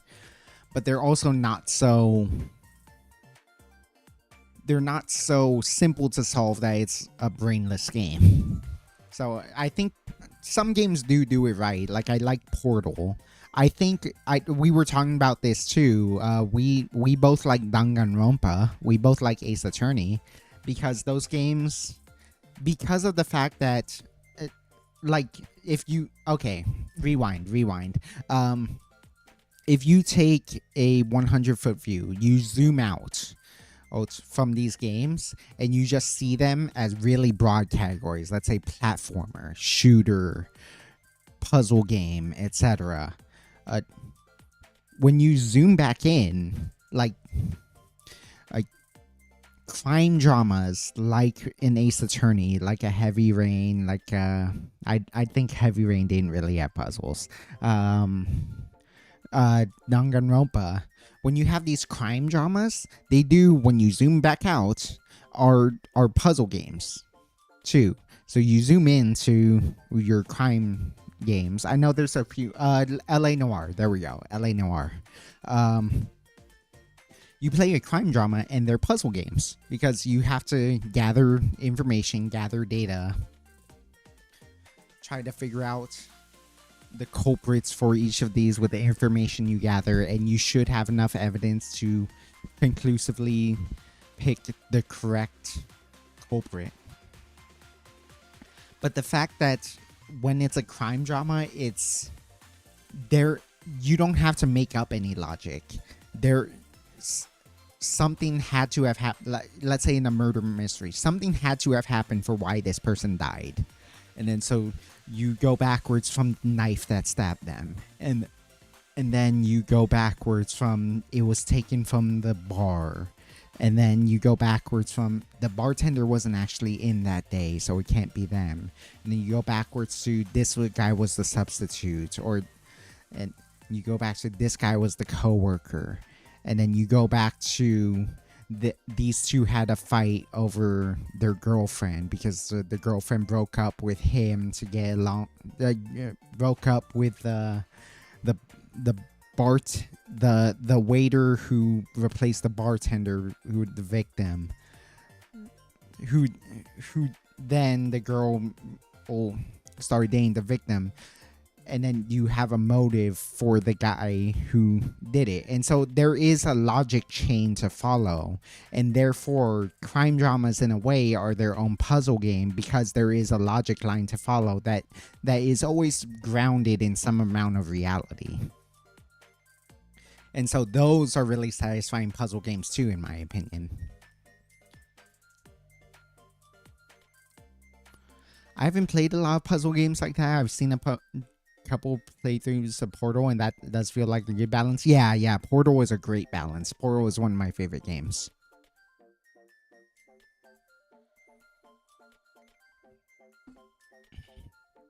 Been a while since I had a Sprite. Not gonna lie, it's not my favorite soda. I don't generally lean towards lemon lime sodas. I mean, I start getting ready for bed because it's past 4 a.m. Fair enough. I think I'm out of topic for.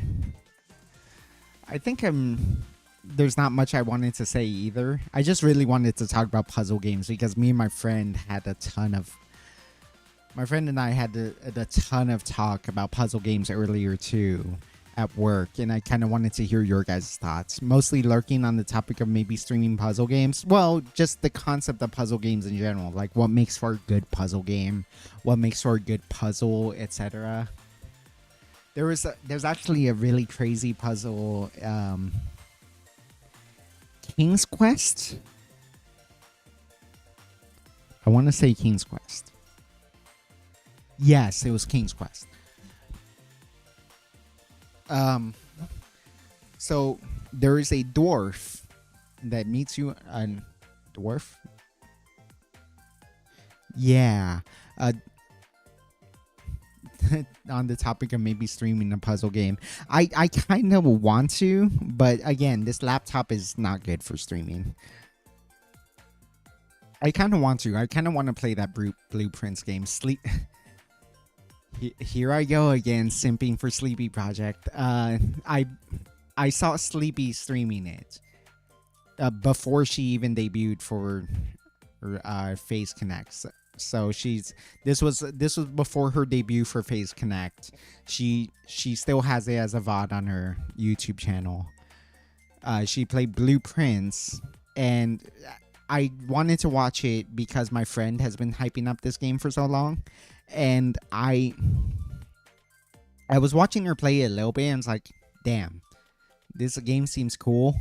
I would want to stream it, therefore I'm not gonna play it. Which is a curse of mine because, I mean, I can't play games anymore on stream lately.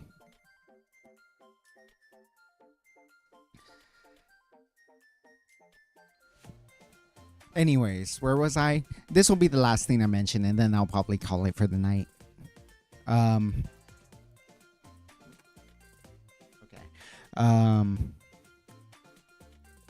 So, there's a dwarf in King's Quest that asks you for its name, and you only get 3 tries. You only get the reward from him if you can guess his name in 3 tries. He does not give you any other hints. The first thing you have to do, the first thing is that in order to solve this puzzle at all, you need to know about the story of Rumpelstiltskin. Rumpelstiltskin is the exact same story. Is the story of a dwarf who presents the same riddle. If you can guess my name in 3 tries, I will leave you alone. His name is Rumpelstiltskin. The name of the story. So the story's name is Rumpelstiltskin. That is the name of the dwarf. That is the name of the dwarf. Was it a dwarf? Imp? Whatever. First of all, you need to know that is that story. So if you try to put in Rumpelstiltskin, you would be wrong. Sometime during the game, with absolutely no context, you will get a journal somewhere very unrelated to this dwarf that says sometimes it is wise to think backwards. There's no indication that it relates to this riddle, but hey, maybe it does. What if you spell Rumpelstiltskin backwards, which will be Nixtilselpmer? That would be incorrect as well. So, what is the dwarf's name? He's a leprechaun. Rumpelstiltskin is some kind of nebulous dwarf imp goblin man. Okay. Yeah, it's a weird story. I just found it so funny because you'll hear at the end of this. What the answer actually is that it is Rumpelstiltskin. However, when you get that journal that says it is wise to think backwards, a fraud. Oh my god. He is not a leprechaun because he is not Irish? Okay. When it said it is wise to think backwards, they did not mean spell Rumpelstiltskin backwards. They meant spell Rumpelstiltskin, but instead of an A, but you have to reverse the alphabet. So, instead of an A, you think Z. Instead of B, you think Y. Instead of C, you think X. And so on. So you have to reverse the alphabet and then spell Rumpelstiltskin with that cipher. Spell Rumpelstiltskin, but all the letters are backwards. Only then do you get to. That would be the correct. That is the correct answer. However. First of all, if you thought of that, you are a psychopath, because how the fuck were you supposed to know that you were supposed to reverse the alphabet? Second of all,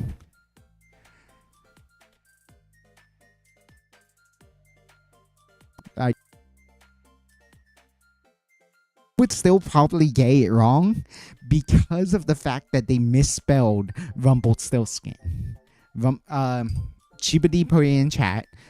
Rumpelstiltskin. They did not spell it that way. They spelled it Rumpelstiltskin.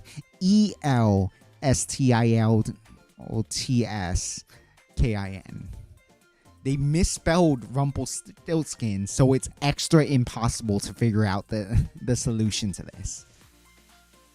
When they so that was the first version of King's Quest. When they remade that version of the game and put Rumpelstiltskin back, the Rumpelstiltskin reference back, instead of this bizarre cipher, the answer is just Rumpelstiltskin backwards. Nick Stiltselsmer. So, it's crazy. It's crazy how fucked up that puzzle is. One, because it was impossible to figure out in any logical form. But then secondly, that they misspelled Rumpelstiltskin anyways. So even if you were on the right track, you might have gotten it wrong because they fucking misspelled it. It's so funny to me. Look up cat hair mustache puzzle. It's another infamous puzzle. It has a Wikipedia article. I will look that up. Because there is a whole video I saw of. It's from Outside Xbox or Outside X Store. It's something like 7 impossible puzzles you would have never figured out on your own. And there's so many of things like this. The Witness has one. We were talking about The Witness earlier. The Witness has one where it's such an overcomplicated puzzle.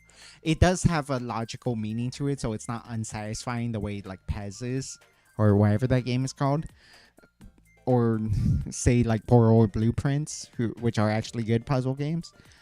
But yeah, they just talk about all these ridiculously esoteric puzzles that require such massive leaps of logic that it's almost impossible to figure them out on your own. And they featured the Rumpelstiltskin one and that's the one that sticks out to me because it's so funny that it's already esoteric as fuck. And then they misspelled Rumpelstiltskin, so it was extra impossible. Okay, that's enough of me. I'm all this fruit juice and sugar has given me a huge headache. And I haven't even drank that much alcohol compared to normal. All this was very unpleasant for me. So I'm going to have to shut down now. But thank you all so much for watching. I genuinely appreciate it. When I was doing that scripted segment earlier, I did mention, yeah, it feels so fake doing this as a scripted thank you because it feels so ingenuine. But I do genuinely appreciate anyone who comes by to chat, to visit. So, yes, thank you so much for watching. I'll see you next time. I don't know what I'll be doing next week, but it won't be so scripted. I only plan to do this like on particularly special topics, but when they're special, I really want to make sure that they're well done. So we'll see. Thank you for the feedback and thank you for watching. I genuinely appreciate you.